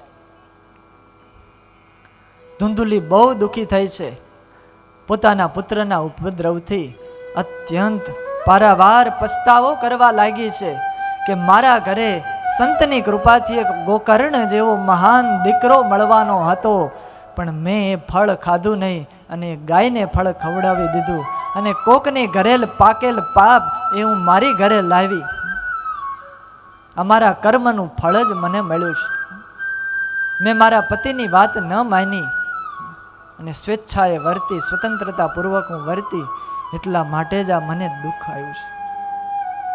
જે નારી પોતાના સુજ્ઞ પતિની વાત ન માને અને સ્વેચ્છાએ જીવન વિતાવે છે, એના જીવનની અંદર કદી સુખ આવતું નથી. અંતે બધાયને રડવું પડે છે. ધુંધુકારી ધુંધુલીને ખૂબ મારે છે, દુઃખ દે છે, પણ ક્યાં સુધી સહન કરી શકે? એક તો સ્ત્રી છે. અંતે સહન નથી થયું અને ધુંધુલીએ પણ પછી મરવાનો વિચાર કર્યો છે. એક દિવસે રાત્રે ધુંધુકારી સૂતો છે અને પોતે જાગ્યા. ધુંધુલી જાગી અને ગામની અંદર એક કૂવો હતો, એ કૂવામાં રાતે ધુબકો મારી અને પડીને ત્યાં ને ત્યાં મૃત્યુ થયું. આવી રીતે આત્મહત્યા કરી. આ બાજુ હવે ધુંધુકારી એકલો થઈ ગયો એટલે સ્વતંત્ર થયો. કોઈ હવે રોકનારા નથી, કોઈ ટોકનારા નથી. બેફામ જીવન વિતાવા લાગ્યો છે. 5 વેશ્યાઓ ઘરમાં રાખે છે અને એની બુદ્ધિ એટલી બધી નષ્ટ થઈ ગઈ છે, અત્યંત ક્રૂર કર્મો કરવા લાગ્યો છે. વેશ્યાઓનું પોષણ કરે છે. એકવાર એક ઉલટાઓએ આ ધુંધુકારી પાસે ઘરેણા માંગ્યા કે અમને ગમે ત્યાંથી ઘરેણા લાવી દો. ધુંધુકારી તો ગયો, ચોરીનો સ્વભાવ તો હતો જ, એ કઈ પાપ કરવામાં બાકી નહોતું રાખ્યું. રાજાનો ખજાનો ફાડી ઘણું બધું ધન ત્યાંથી ચોરીને લઈ આવ્યો અને હરખતા આઈએ આ બધી કુલટાઓને આપ્યું છે. સુંદર મજાના વસ્ત્રો, સુંદર આભૂષણો, ઘરેણાઓ આપ્યા અને વેશ્યાઓ તો રાજી થઈ. રાત્રે ધુંધુકારી સૂઈ ગયો એટલા વેશ્યાના મનમાં કુવિચારો આવવા લાગ્યા. એ 5 જણી ભેગી થઈ અને કીધું કે આ રાજાનો ખજાનો ફાડી અને આ બધું ધન લઈ આવ્યો છે, ચોરી કરી છે. રાજાને ખબર પડશે તો રાજા કાલે સવારે આને પકડી લેશે અને પકડીને આને મારી નાખવાની છે. અને રાજા આને પકડશે, સાથે સાથે આપણો વારો પડી જશે, આપણને પકડશે અને અંતે આને મરવાનું તો છે જ. એના કરતાં આપણે અત્યારે જ એને પતાવી દઈએ. આવો દુર્વિચાર આવ્યો. તો ધન છે એ બધું આપણી પાસે રહેશે. ધુંધુકારી પાસે આવ્યા છે. ધુંધુકારી તો સૂતો છે એટલે દોરડાથી એને બાંધ્યો અને 5 જણીએ ભેગી મળી અને એને ગળા ફાંસો આપ્યો. પણ છતાંય એ જલ્દીથી મર્યો નહીં, જીવ જલ્દીથી નીકળ્યો નહીં. ત્યારે સળગતા અંગારા એ ધુંધુકારીના મુખ ખોલી અને મુખની અંદર નાખ્યા છે. અંતે ધુંધુકારી તરફડી અને મૃત્યુ પામ્યો છે. રાત્રિનો સમય હતો, કોઈને ખબર ન પડે એટલા માટે એના શબને મોટો ખાડો કરી અને એ ખાડાની અંદર દાટી દીધો, ઉપર ધૂળ વાળી દીધી સ્ત્રીઓ આવી સાહસિક હોય છે, એ શું નથી કરી શકતી? પ્રાયઃ સાહસિકા સ્ત્રીય. અને લોકની અંદર એવી વાત ફેલાવી કે અમારો પતિ છે એ ધન મેળવવા માટે ક્યાંક દૂર પ્રદેશની અંદર ગયો છે, અમુક સમય પછી એ પાછા આવી જશે. આવી રીતે લોકમાં ખોટી વાત ફેલાવી છે. કુપાત્ર વાલા ભક્તજનો જે હોય ને, પોતે તો દુખી થાય, બીજાને પણ દુખી કરે છે. ધુંધુકારી છે, જીવ છે, અને જીવની અંદર જ્યારે આવી કુપાત્રતા આવે છે ત્યારે હેરાન થવા સિવાય બીજો કોઈ રસ્તો રહેતો નથી.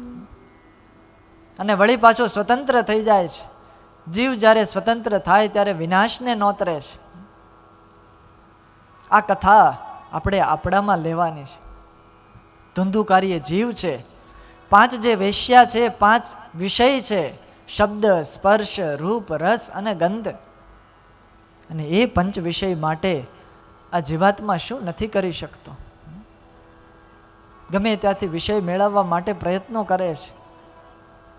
અને 5 વિષયને પોતાના ઘરની અંદર, પોતાના હૃદયમાં રાખે તો જીવની શી દશા થાય? જે આ ધુંધુકારીની દશા થઈ, એ વિષય ભોગવનારાની દશા થાય છે. અને જીવની દુર્દશા કરી અને 5 વિષય તો પછી અદ્રશ્ય થઈ જાય છે, પણ અંતે તો હેરાનગતિ જીવને થાય છે. ધુંધુકારીનું મૃત્યુ થયું. સારા કર્મો તો જિંદગીમાં એક પણ કર્યા નહોતા, એટલે એનું મૃત્યુ ક્યાંથી સુધરે? મરીને પ્રેત યોનીને પામ્યો છે. અતિશય દુઃખ થાય છે. વંટોળિયા રૂપે ભટકે છે. ક્યાંય ખાવા મળતું નથી, ક્યાંય પાણી પણ પીવા મળતું નથી. કારણ કે પ્રેત યોનીમાં એટલું બધું દુઃખ હોય છે. જે પિશાચ થાય મરીને પછી, એ પિશાચને ખાવા પીવા મળી રહે, પણ જે પ્રેત યોનીને પામે છે એને કાંઈ ખાઈ પણ શકાતું નથી ને એને કાંઈ પી પણ શકાતું નથી. આવું દુઃખ પડે છે. ભૂખથી અને તૃષાથી રાડો પાડતો હા દેવ એમ ચારે બાજુ ભટકે છે. આ બાજુ ગોકર્ણ તીર્થયાત્રામાં છે, એને સમાચાર મળ્યા ત્યારે એણે શ્રાદ્ધ કર્યું છે, તર્પણ કર્યું. નગરમાં બધી જ જગ્યાએ અશાંતિ ફેલાઈ ગઈ. એકવાર ગોકર્ણ યાત્રા કરતા કરતા પોતાના નગરની અંદર જ આવ્યા છે.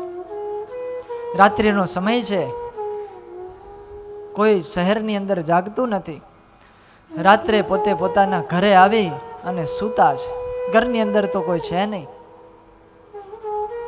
પરંતુ જેવા સૂતા એટલે અડધી રાત્રે આ પ્રેત હતો એ વિકરાળ રૂપ ધારણ કરીને આવ્યો.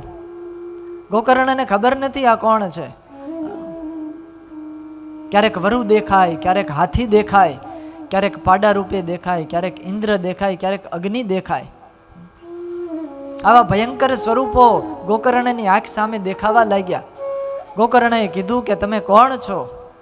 આવું ભયાનક રૂપ કેમ બતાવો છો? ભૂત પ્રેત છો કે પિશાચ છો કે રાક્ષસ છો? અને ગોકર્ણજીએ પાણીની અંજલી લઈ અને એના ઉપર છાંટી. તરત એ પ્રેત બોલ્યો, અહં ભ્રાતત્વદીયોસ્મિ ધુંધુકારિતિ નામત.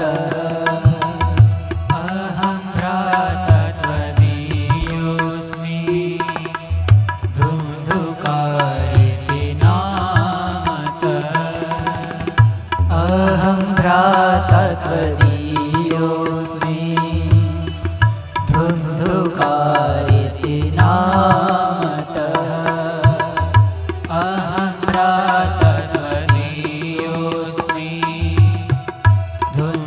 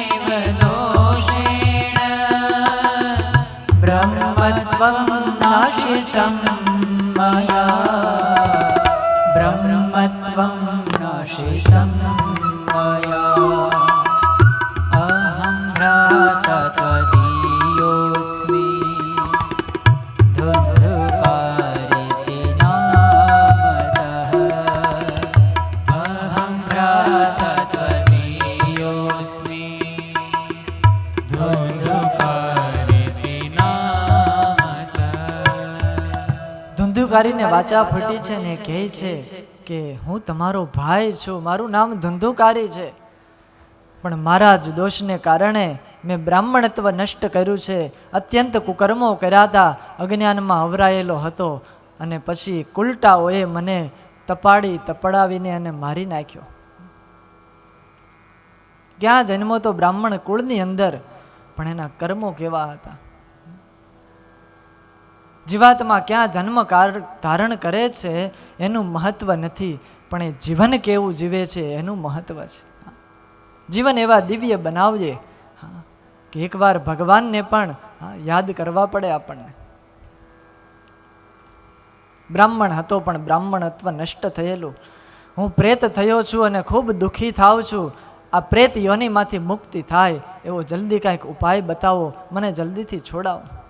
ગોકર્ણ કહે છે કે મેં ગયાજીમાં શ્રાદ્ધ કર્યું, પિંડ દાન કર્યું, છતાં પણ કેમ મુક્તિ ન થઈ?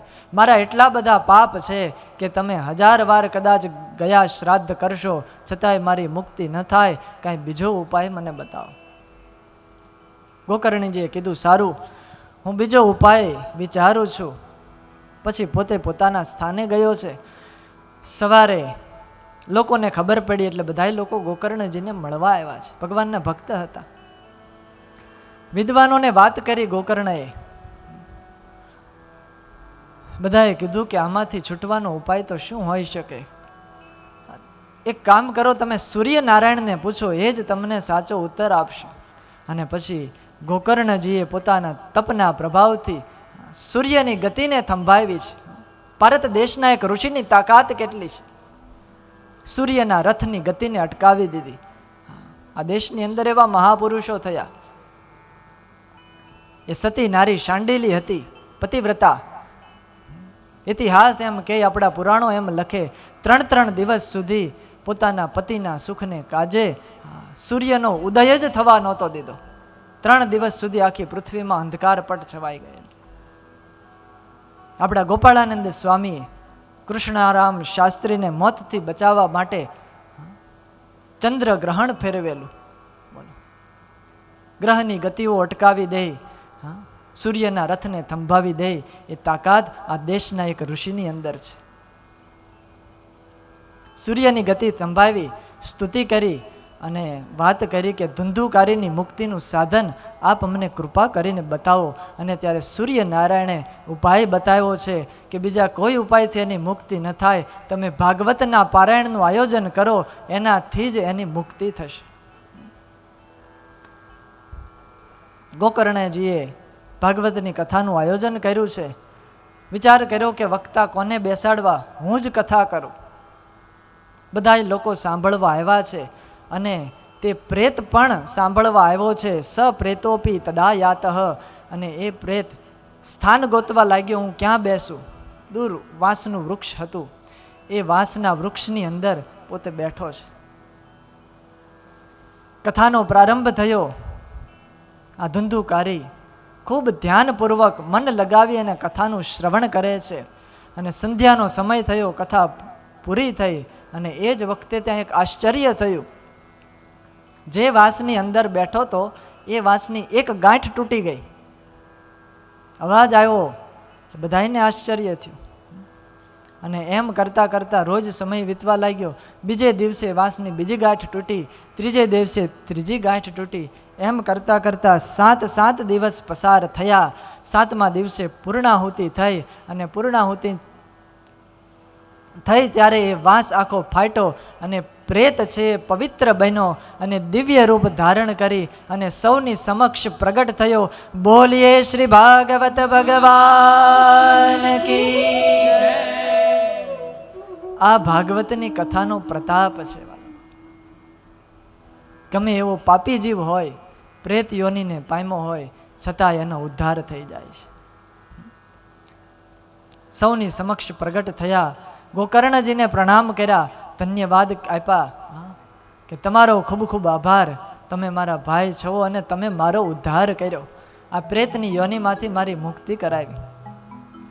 આ ભાગવત શાસ્ત્રને ધન્યવાદ છે. ધન્યા ભાગવતી વાર્તા પ્રેત પીડા વિનાશિની.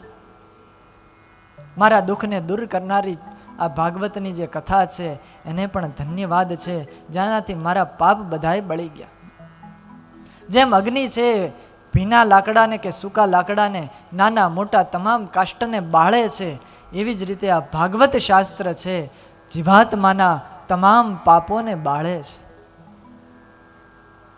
7 દિવસ સુધી આ ભાગવતની કથાનું કોઈ શ્રવણ કરે તો એના બધા જ પાપ દૂર થઈ જાય છે. એટલું જ નહીં, પણ એની નજીક ભગવાન આવીને નિવાસ કરે છે. પ્રાપ્યતે નિકટે હરિ. બુદ્બુદાયવ તોયેષુ મશકાયવ જંતુષુ જાયંતે મરણાયૈવ કથા શ્રવણ વર્જિતાઃ. જે આ કથા સાંભળતો નથી એ જેમ પાણીમાં પરપોટા ઉત્પન્ન થાય અને નાશ પામી જાય, ઉત્પન્ન થાય અને નાશ પામી જાય, એમ એનો જન્મ છે એટલો વ્યર્થ છે. અને આ ભાગવતની કથાથી વાલા ભક્તજનો, જેના પ્રભાવથી એક જડ કહેવાય, વાંસ કહેવાય, એ વાંસની ગાંઠો પણ જો તૂટી જતી હોય તો મારા ને તમારા હૃદયની વાસનાઓ કેમ ન તૂટે? ચિત્તની ગાંઠો પણ ખુલી જાય. વિદ્યતે હૃદય ગ્રંથિ છિદ્યંતે સર્વ સંશયાઃ ક્ષીયંતે ચાસ્ય કર્માણી સપ્તાહ શ્રવણે કૃતે. 7 દિવસ સુધી આનો કોઈ રસપાન કરે એને હૃદયની તમામ ગ્રંથિઓ એ તૂટી જાય છે. કથા પૂરી થઈ. ધુંધુકારીઓ બધાયનો આભાર માન્યો, ભાગવતનો આવો ખૂબ મહિમા કહ્યો.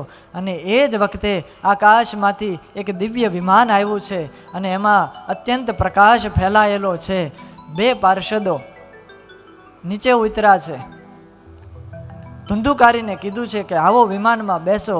અને ધુંધુકારી એ વિમાનમાં જ્યાં ચડવા જાય અને પાર્ષદો જ્યાં એ વિમાન ઉપાડવાની તૈયારી કરે ત્યાં ગોકર્ણએ ઊભું રાખ્યું કે ઊભા રહો, આ વિમાનને હંકારતા નહીં અત્યારે. આ કથા તો અમે બધાએ સાંભળી છે, આ ધુંધુકારી એકલાએ સાંભળી નથી. તો ધુંધુકારીને એકલાને જ તમે કેમ લઈ જાઓ છો? એના એક માટે જ કેમ વિમાન આવ્યું? અમે પણ કથા સાંભળી છે. અને ત્યારે પાર્ષદોએ કીધું છે કે શ્રવણસ્ય વિભેદેન ફલ ભેદોત્ર સંસ્થિત. વાલા ભક્તજનો, કથા કેવી રીતે સાંભળીએ તો મુક્તિ થાય, હા, એ આપણને આ કથા બતાવે છે. આ પ્રસંગ આપણને શીખવાડે છે.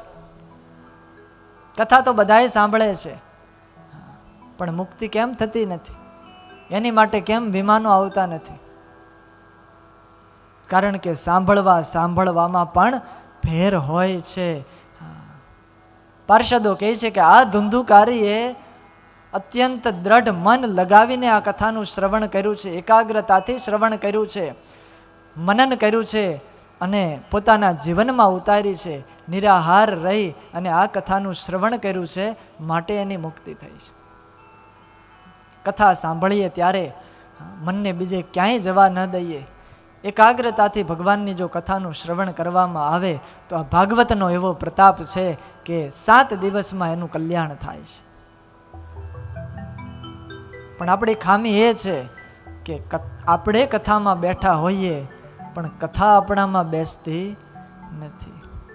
મન કથામાં ન હોય, કથામાં બેઠા બેઠા મન ક્યાંક બીજે હોય, ધંધાના વિચારો આવતા હોય, મંદિરે કથા બેમાં સાંભળવા આવ્યા હોઈએ, વિચાર એવા આવતા હોય કે બહાર નવા બૂટ લાવીને મૂક્યા છે ને કોઈ લઈ તો નહીં જાય ને.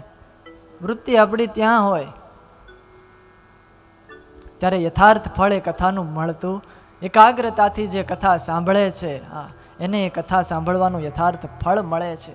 અદ્રઢમ ચ હતમ જ્ઞાનમ પ્રમાદેન હતમ શ્રુતમ સંદિગ્ધો હિ હતો મંત્રો વ્યગ્રચિત્તો હતો જપ. દ્રઢતા વિનાનું જ્ઞાન ક્યારેય ફળીભૂત થતું નથી.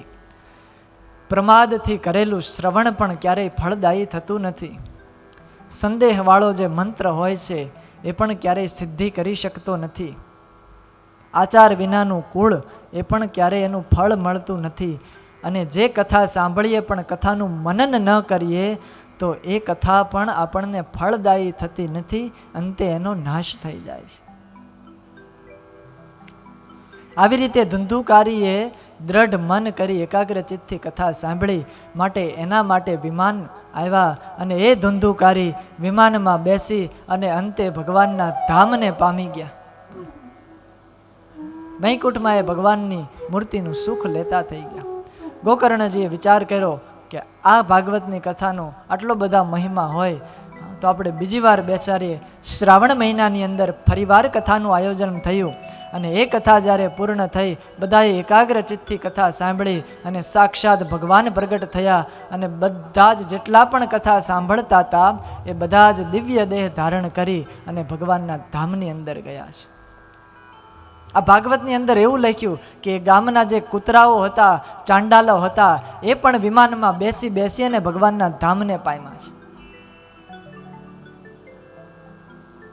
જ્યાં જઈ અને પાછું ક્યારેય આવવાનું થતું નથી. યત્ર સૂર્યસ્ય સોમસ્ય સિદ્ધા નામન ગતિ કદા તમ લોકમ હિ ગતાસ્તેતુ શ્રીમદ ભાગવત શ્રવાત. આ શ્રીમદ ભાગવતના કથાના પાનથી જ્યાં સૂર્ય અને ચંદ્રની ગતિઓ નથી, સૂર્ય અને ચંદ્ર જ્યાં પ્રકાશિત થઈ શકતા નથી, એવા ભગવાનના દિવ્ય ધામની અંદર એમનો નિવાસ થયો છે. માટે આ કથાને ધન્ય છે, આ ભાગવતને ધન્ય છે, અને જે એકાગ્રતાથી આનું શ્રવણ કરે છે એ ભક્તને પણ ધન્યવાદ છે. આવી રીતે સનકાદિકોએ નારદજીને આ ઉપાખ્યાન કહ્યું. ત્યારબાદ કીધું છે કે હે નારદજી, હું તમને એ વિધિ બતાવું કે આ કથા કઈ જગ્યાએ કરવી. સનકાદિકો કહે છે કે કોઈ એવું તીર્થ સ્થાન હોય ત્યાં કથા કરીએ, વનમાં કથા કરવી, મંદિરમાં કથા કરવી, અથવા તો પોતાના ઘરે બેસીને પણ આ કથા સાંભળવી. આપણા ઋષિમુનિઓ કેટલા હર્ષદ્રષ્ટા છે. એમને ખબર પડી ગઈ છે કે ભવિષ્યની અંદર આ પૃથ્વીમાં એવો મોટો મહારોગચાળો ફેલાશે, કોઈ ઘરની બહાર નીકળી શકશે નહીં, કથા કેવી રીતે સાંભળી શકશે. એટલા માટે અહીંયા એવું લખ્યું કે ઘરે રહીને પણ કથા સાંભળવીને આ જ વાલા ભક્તજનો બધાએ પોતાના ઘરે બેસી અને મોબાઈલમાં ઇન્ટરનેટના માધ્યમથી આ કથાનો લાભ લઈ રહ્યા છે. વર્ષો પહેલા શાસ્ત્રની અંદર લખાઈ ગયું છે. કથાનું જ્યારે આયોજન કરવામાં આવે ત્યારે દેશ દેશાંતરમાં સંદેશાઓ મોકલવા કે અહીં ભાગવતની કથાનું આયોજન થવાનું છે, માટે પરિવાર સહિત બધાએ પધારવું, આવી આમંત્રણ પત્રિકાઓ બધાને મોકલવી. ત્યારબાદ વક્તાના નિયમો બતાવ્યા છે કે આ કથા કરનારો હોય, વક્તા હોય, એ કેવો હોવો જોઈએ. વિરક્તો વૈષ્ણવો વિપ્રો વેદ શાસ્ત્ર વિશુદ્ધિકૃત દ્રષ્ટાંત કુશલો ધીરો વક્તા કાર્યોતિ નિસ્પૃહ. ભાગવતની કથાનો વક્તા વિરક્ત હોવો જોઈએ અને વિપ્ર હોવો જોઈએ. બ્રાહ્મણને જ આ કથા કરવાનો અધિકાર છે, અને બ્રાહ્મણ ન હોય તો વૈષ્ણવ, જેણે ભાગવતી દીક્ષા ધારણ કરી છે એવા કોઈ સંત હોય, સાધુ પુરુષ હોય, એના થકી આ કથાનું રસપાન કરવું, એ આ કથા કરવા માટે યોગ્ય છે. વેદ અને શાસ્ત્રને જાણનારા હોય, પોતાનું જીવન અત્યંત નિર્મળ અને વિશુદ્ધ હોય, અને દ્રષ્ટાંત આપવામાં પણ કુશળ હોય, એવો આ ગ્રંથનો વક્તા હોવો જોઈએ. ધીર સ્વભાવવાળો અને નિસ્પૃહી અને વિવેકી હોવો જોઈએ. સ્પષ્ટ વ્યાખ્યા કરવામાં કુશળ હોવો જોઈએ. શ્લોકના એક એક અર્થ સ્પષ્ટપણે અને યથાર્થ રીતે કરી શકવો જોઈએ. એ જ આ ગ્રંથનો વક્તા બની શકે છે. કથા શરૂ થાય એ પહેલા શ્રોતાઓએ કે યજમાનોએ ગ્રંથનું પૂજન કરવું, ત્યારબાદ વક્તાનું પૂજન કરવું અને ભગવાનને પ્રાર્થના કરવી. હવે આવે છે શ્રોતાના નિયમો. કથા કેવી રીતે સાંભળવી, શ્રોતાના શું નિયમ છે? જ્યાં સુધી આ કથા ચાલે ત્યાં સુધી શ્રોતાઓએ બ્રહ્મચર્ય વ્રતનું પાલન કરવું જોઈએ. ભૂમિ ઉપર શયન કરવું અને પતરાળામાં ભોજન કરવું, દૂષિત કે વાસી ખોરાક ન ખાવો, ક્રોધ, કામ, ઈર્ષા આદિક દોષોથી રહિત થવું, ક્યારેય કોઈના ઉપર દ્વેષ ન કરવો, કોઈની નિંદા ન કરવી, અને કાયમ સત્ય બોલવું, શૌચ, દયા ઇત્યાદિક નિયમો એ પાળવા જોઈએ, તો જ શ્રોતાને આ કથા સાંભળવાનું યથાર્થ ફળ મળે છે. ભાગવતની અંદર એમ લખ્યું કે ઉપવાસ કરીને આ કથા સાંભળવી, 7 દિવસ કાંઈ ખાવું નહીં. પણ સંતો દયાળુ છે, કળિયુગના માણસો ઉપવાસ કરી શકશે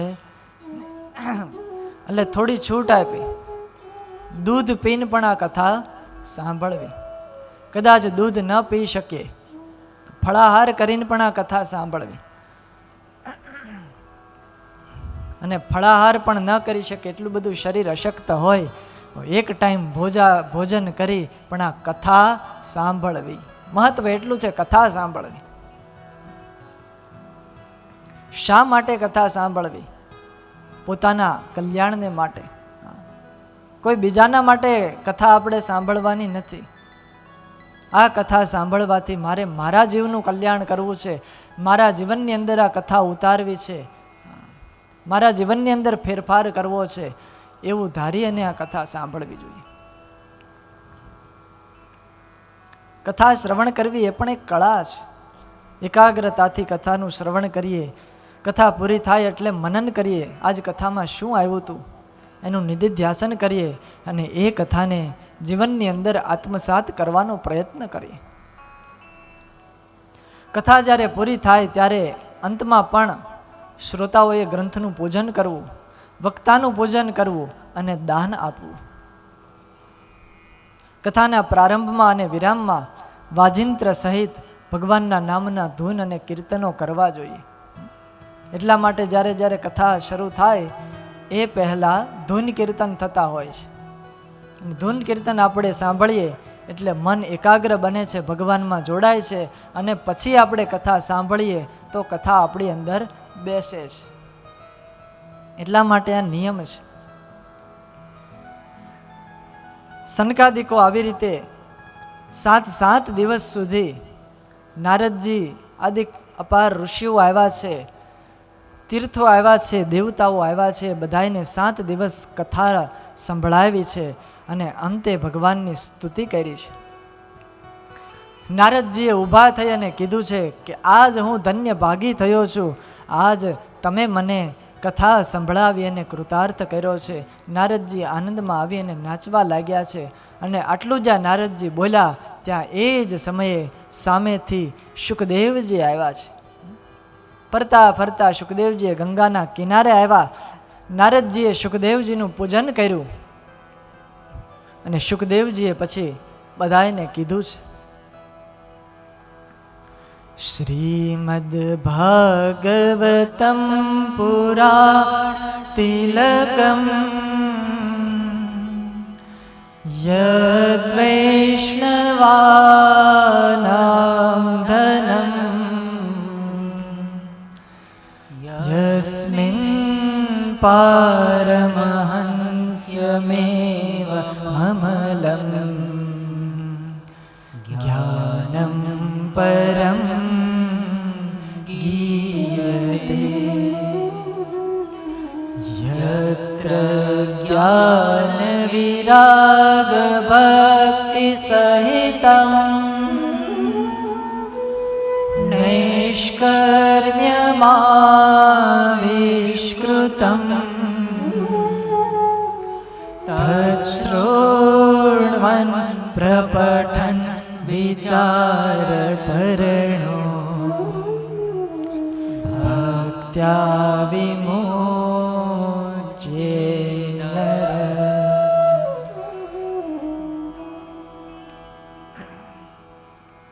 શુકદેવજી મહારાજ કહે છે, શ્રીમદ ભાગવત પુરાણ તિલકમ. આ શ્રીમદ ભાગવત શાસ્ત્ર એવું શાસ્ત્ર છે કે સમગ્ર પુરાણોનું તિલક છે, સમગ્ર પુરાણોમાં શ્રેષ્ઠ છે. ભગવાનના ભક્તો માટે તો આ ભાગવત છે ધન સમાન છે. આ આપણી સાચી મૂડી છે.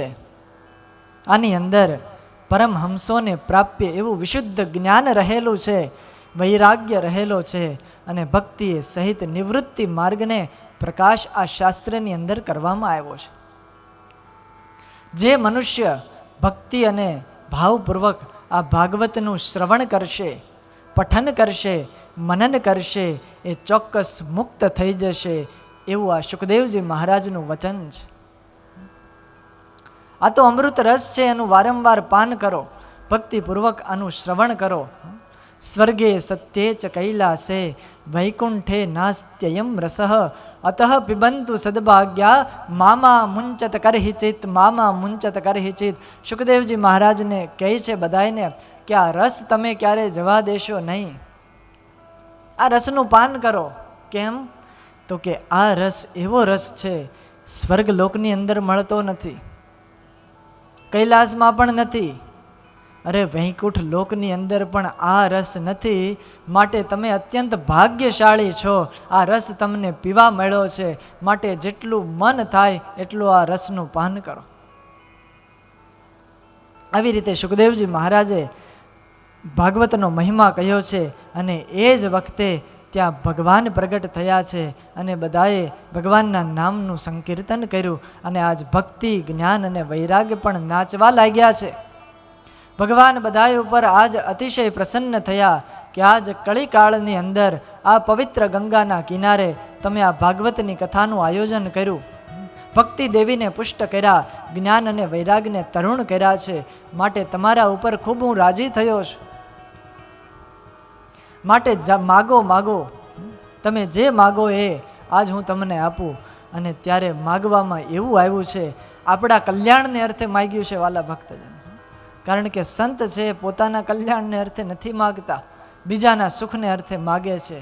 અને ભગવાન પાસે એવું વરદાન માગ્યું કે હે મહારાજ, જ્યાં જ્યાં આ ભાગવતની કથા થાય ત્યાં ત્યાં તમે આવી રીતે દર્શન દેજો, જેવી રીતે અમને આજ દર્શન દીધા. ભાગવતની પૂર્ણાહુતિ થાય ત્યારે તમે બધાને આમ દર્શન દેજો.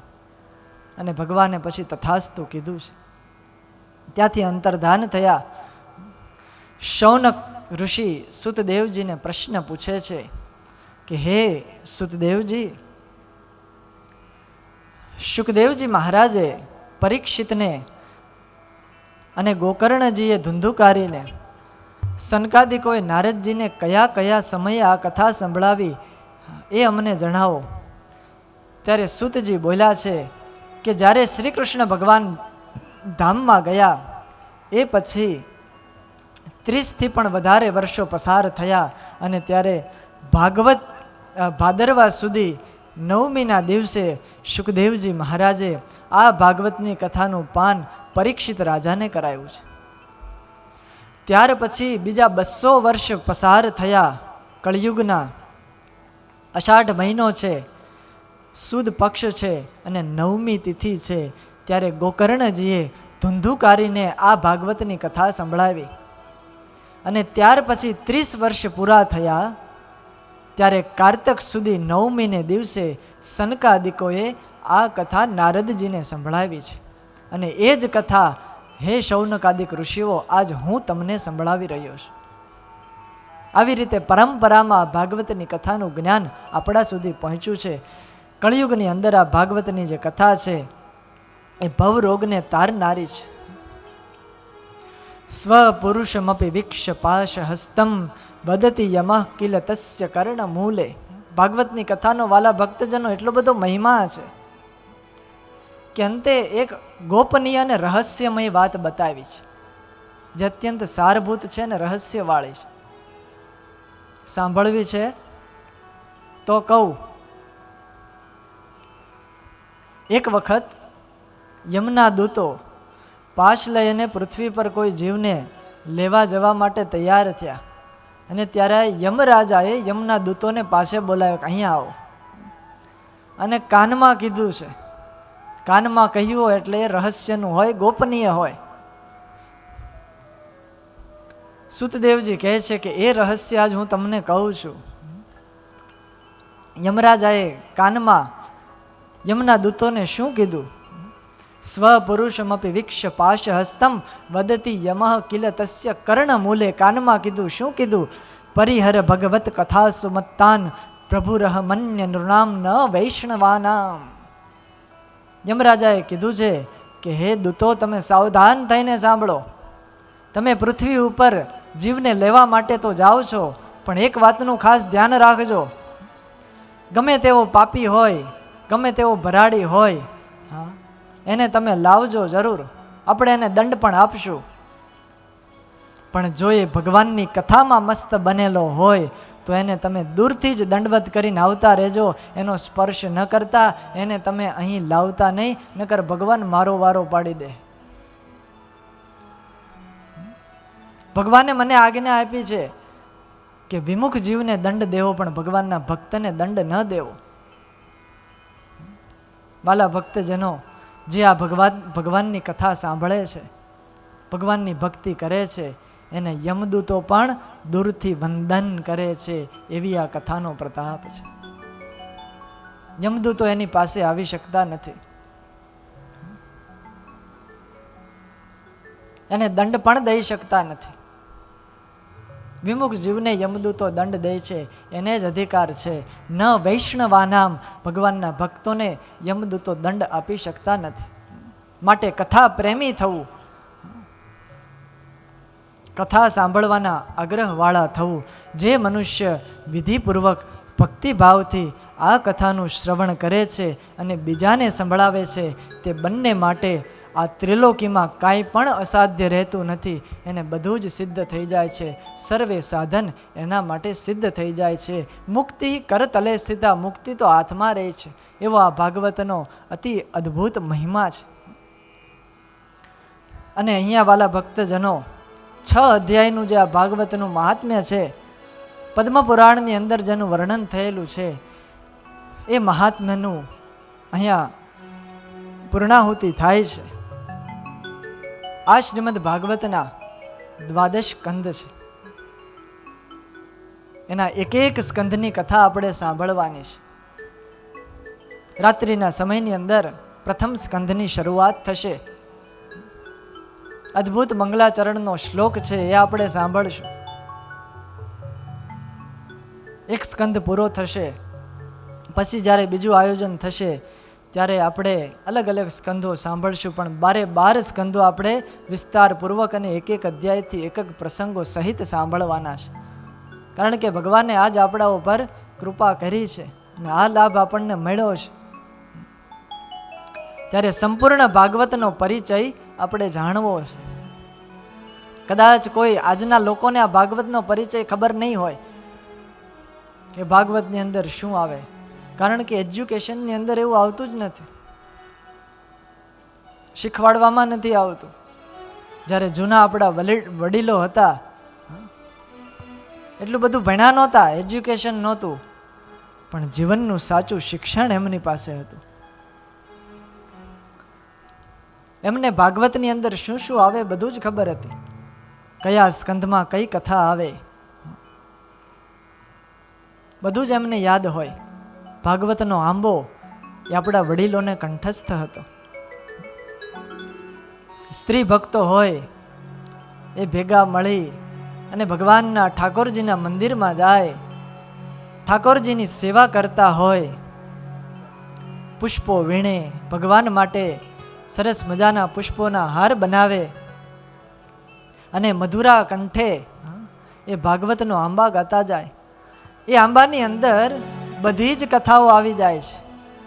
કોણ વક્તા છે, આ ભાગવતના શ્રોતા કોણ છે, આ ભાગવતની અંદર કેટલા અધ્યાયો છે, કેટલા સ્કંદ છે, કયા અધ્યાયમાં શું કથા આવે છે, એ બધી જ કથા આંબામાં આવી જાય છે અને અતિ અદ્ભુત છે. લોકઢાળનો આ આંબો આપણે પણ આજ સાંભળીએ. હે આંબો અખંડ ભુવનથી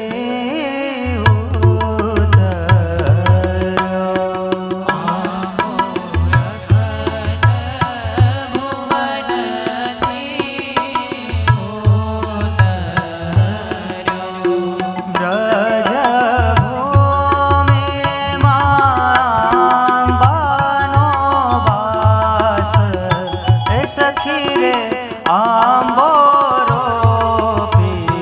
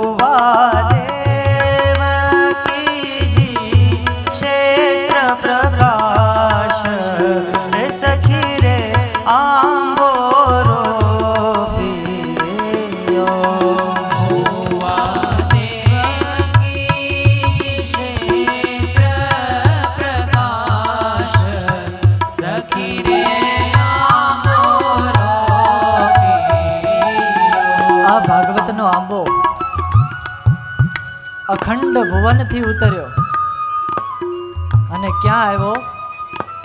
વ્રજ ભૂમિની અંદર, વ્રજમાં ભગવાન સ્વયં ત્યાં વ્રજની અંદર પ્રગટ થયા. આ આંબા જે ફળીને મોટો થયો છે, પણ એનું બીજ કોણે વાવ્યું? વસુદેવજી એને બીજના વાવનારા છે. દેવકીજીના ક્ષેત્રની અંદર આ આંબાનો પ્રકાશ થયો. વૃક્ષ કોઈ આપણે વાવીએ, બીજ વાવીએ, પાણી આપવું પડે, અને પાણી સિંચવું પડે, રખેવાળી કરવી પડે. પાણી કોણે પાયું? આ આંબાનું રક્ષણ કોણે કર્યું? આગળ લખે છે.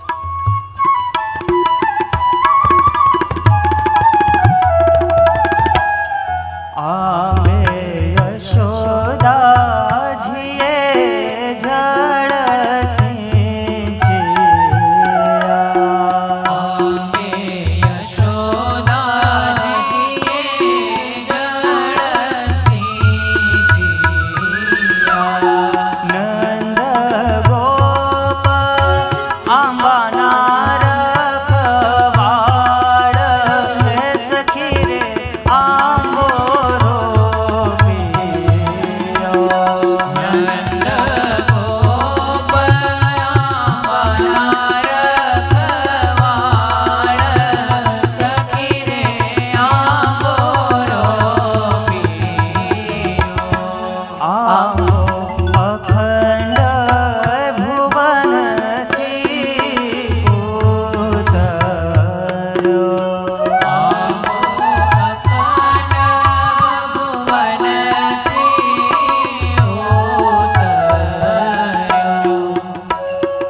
આંબાને જળ પાનારા બીજા કોઈ નહીં, પણ સ્વયં યશોદાજી છે. આંબાનું રક્ષણ કોણે કર્યું?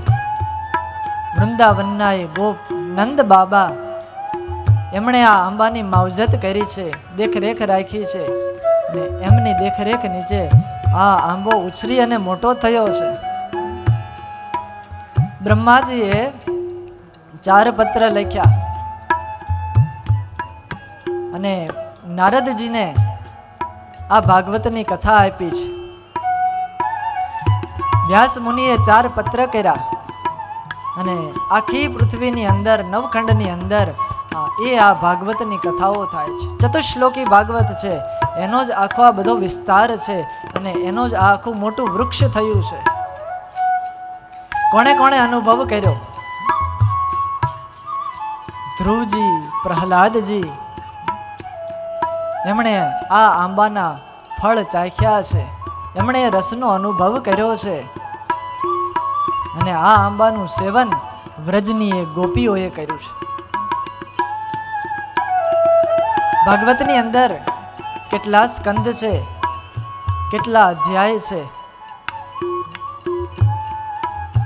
એનું વિવરણ પણ આમાં કરવામાં આવ્યું છે. આંબો થયો, ધીરે ધીરે વૃદ્ધિ પામ્યો છે, મોટો થયો એટલે એનું થડ બંધાય. થડ શું છે? પછી ધીરે ધીરે ડાળીઓ ફૂટે. એ ડાળીઓ શું છે એનો જવાબ આપે.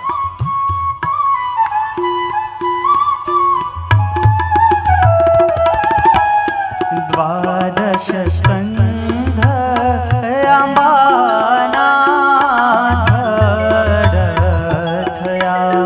દ્વાદશ સ્કંધ આંબાના થડ થયા.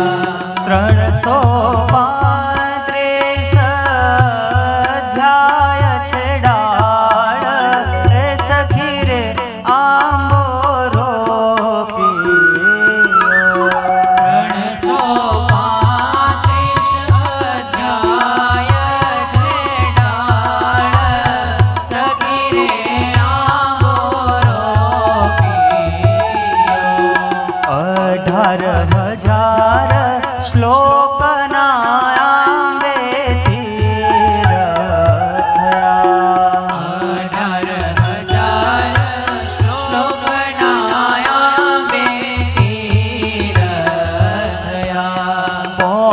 લક્ષ અક્ષર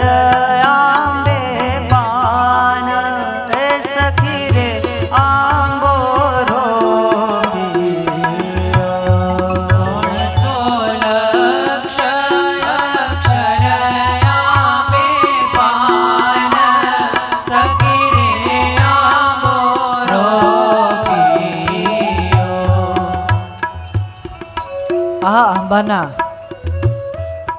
પાન થયા છે, એની ડાળીઓ ફૂટી, એ ડાળીઓમાંથી વળી પાછી ડાળી ફૂટીને એમાં પાંદડા ફૂટ્યા. 18,000 શ્લોકની ડાળીઓ થઈ અને એક એક અક્ષર એ એક એક પાન થયું. આપણને કદાચ ભાગવતના કેટલા અક્ષર છે એ ખબર નહીં હોય, પણ આપણા વડીલોને એ યાદ હતું.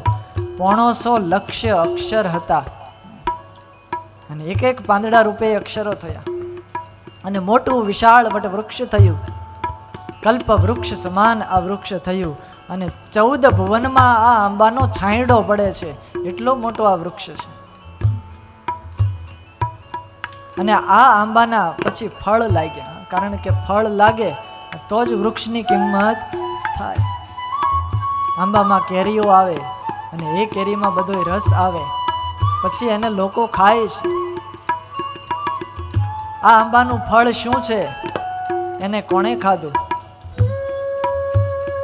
કારણ કે લોકમાં એવી કહેવત છે કે જે ફળને શુક ચાખે, પોપટની ચાંચ લાગી હોય, એ ફળ અતિશય મીઠું હોય છે, એમાં અતિશય રસ હોય છે.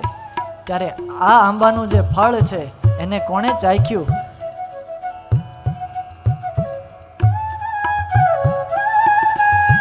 તે ફળ શ્રી શુકદેવજી વેડીને લઈ ગયા. તે ફળ શ્રી શુકદેવજી વેડીને લઈ ગયા. પરીક્ષિત બેઠા છે ગંગા તીર, સખી રે આંબોરો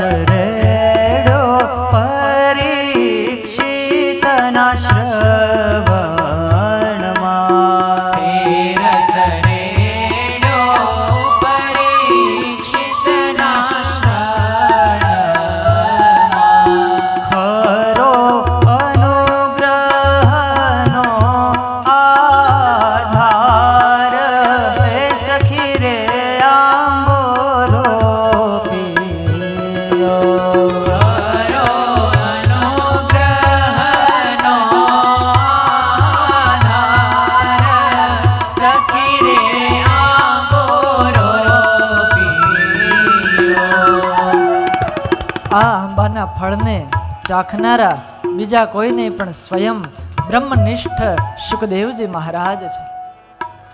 એમણે આનો રસ ચાખ્યો છે અને એકલાએ ચાખ્યો નહીં. પરીક્ષિત રાજા ગંગાને કિનારે બેઠા છે, ફળ લઈ અને પરીક્ષિતને આપ્યું છે, તું પણ આનો રસ ચાખ. એના શ્રવણમાં રસ રેડ્યો, કારણ કે પરીક્ષિત એવા પાત્ર હતા રસના, અને એ આ રસ પરીક્ષિતે પીધો અને 7 દિવસની અંદર પરીક્ષિતનો ઉદ્ધાર થયો છે, એનું કલ્યાણ થયું, ભગવાનના ધામમાં એનો વાસ થયો. આવો આ મહાન ભાગવતનો ગ્રંથ છે. જૂના વડીલો આપણા આ આંબો રોજ ગાતા, ક્રિયાઓ કરતા જાય, એટલા માટે ભગવાનની જે લીલાઓ છે એનું શ્રવણ મનન થતું રહે. આ આંબો જે શીખશે, સાંભળે, એને શું પ્રાપ્તિ થાય, છેલ્લી પંક્તિમાં લખે છે.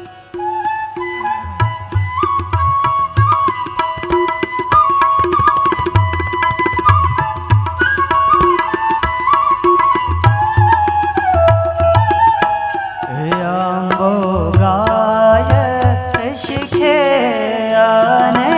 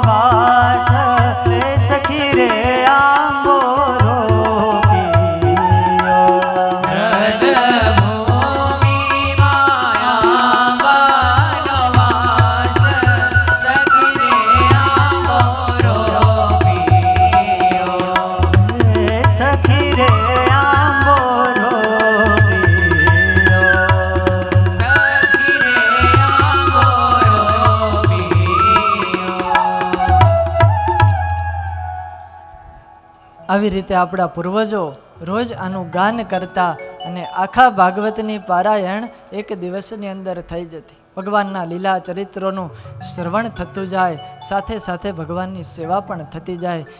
એવી આ વાલા ભક્તજનો અદ્ભુત ભાગવતની કથા છે. અહીંયા મહાત્મ્ય ભાગ પૂર્ણ થાય છે અને પ્રથમ સ્કંદની શરૂઆત આપણે રાત્રિના સેશનમાં લઈશું. અત્યારે અહીંયા કથાને વિરામ. બોલો સ્વામિનારાયણ ભગવાનની જય. કૃષ્ણ કનૈયા લાલ કી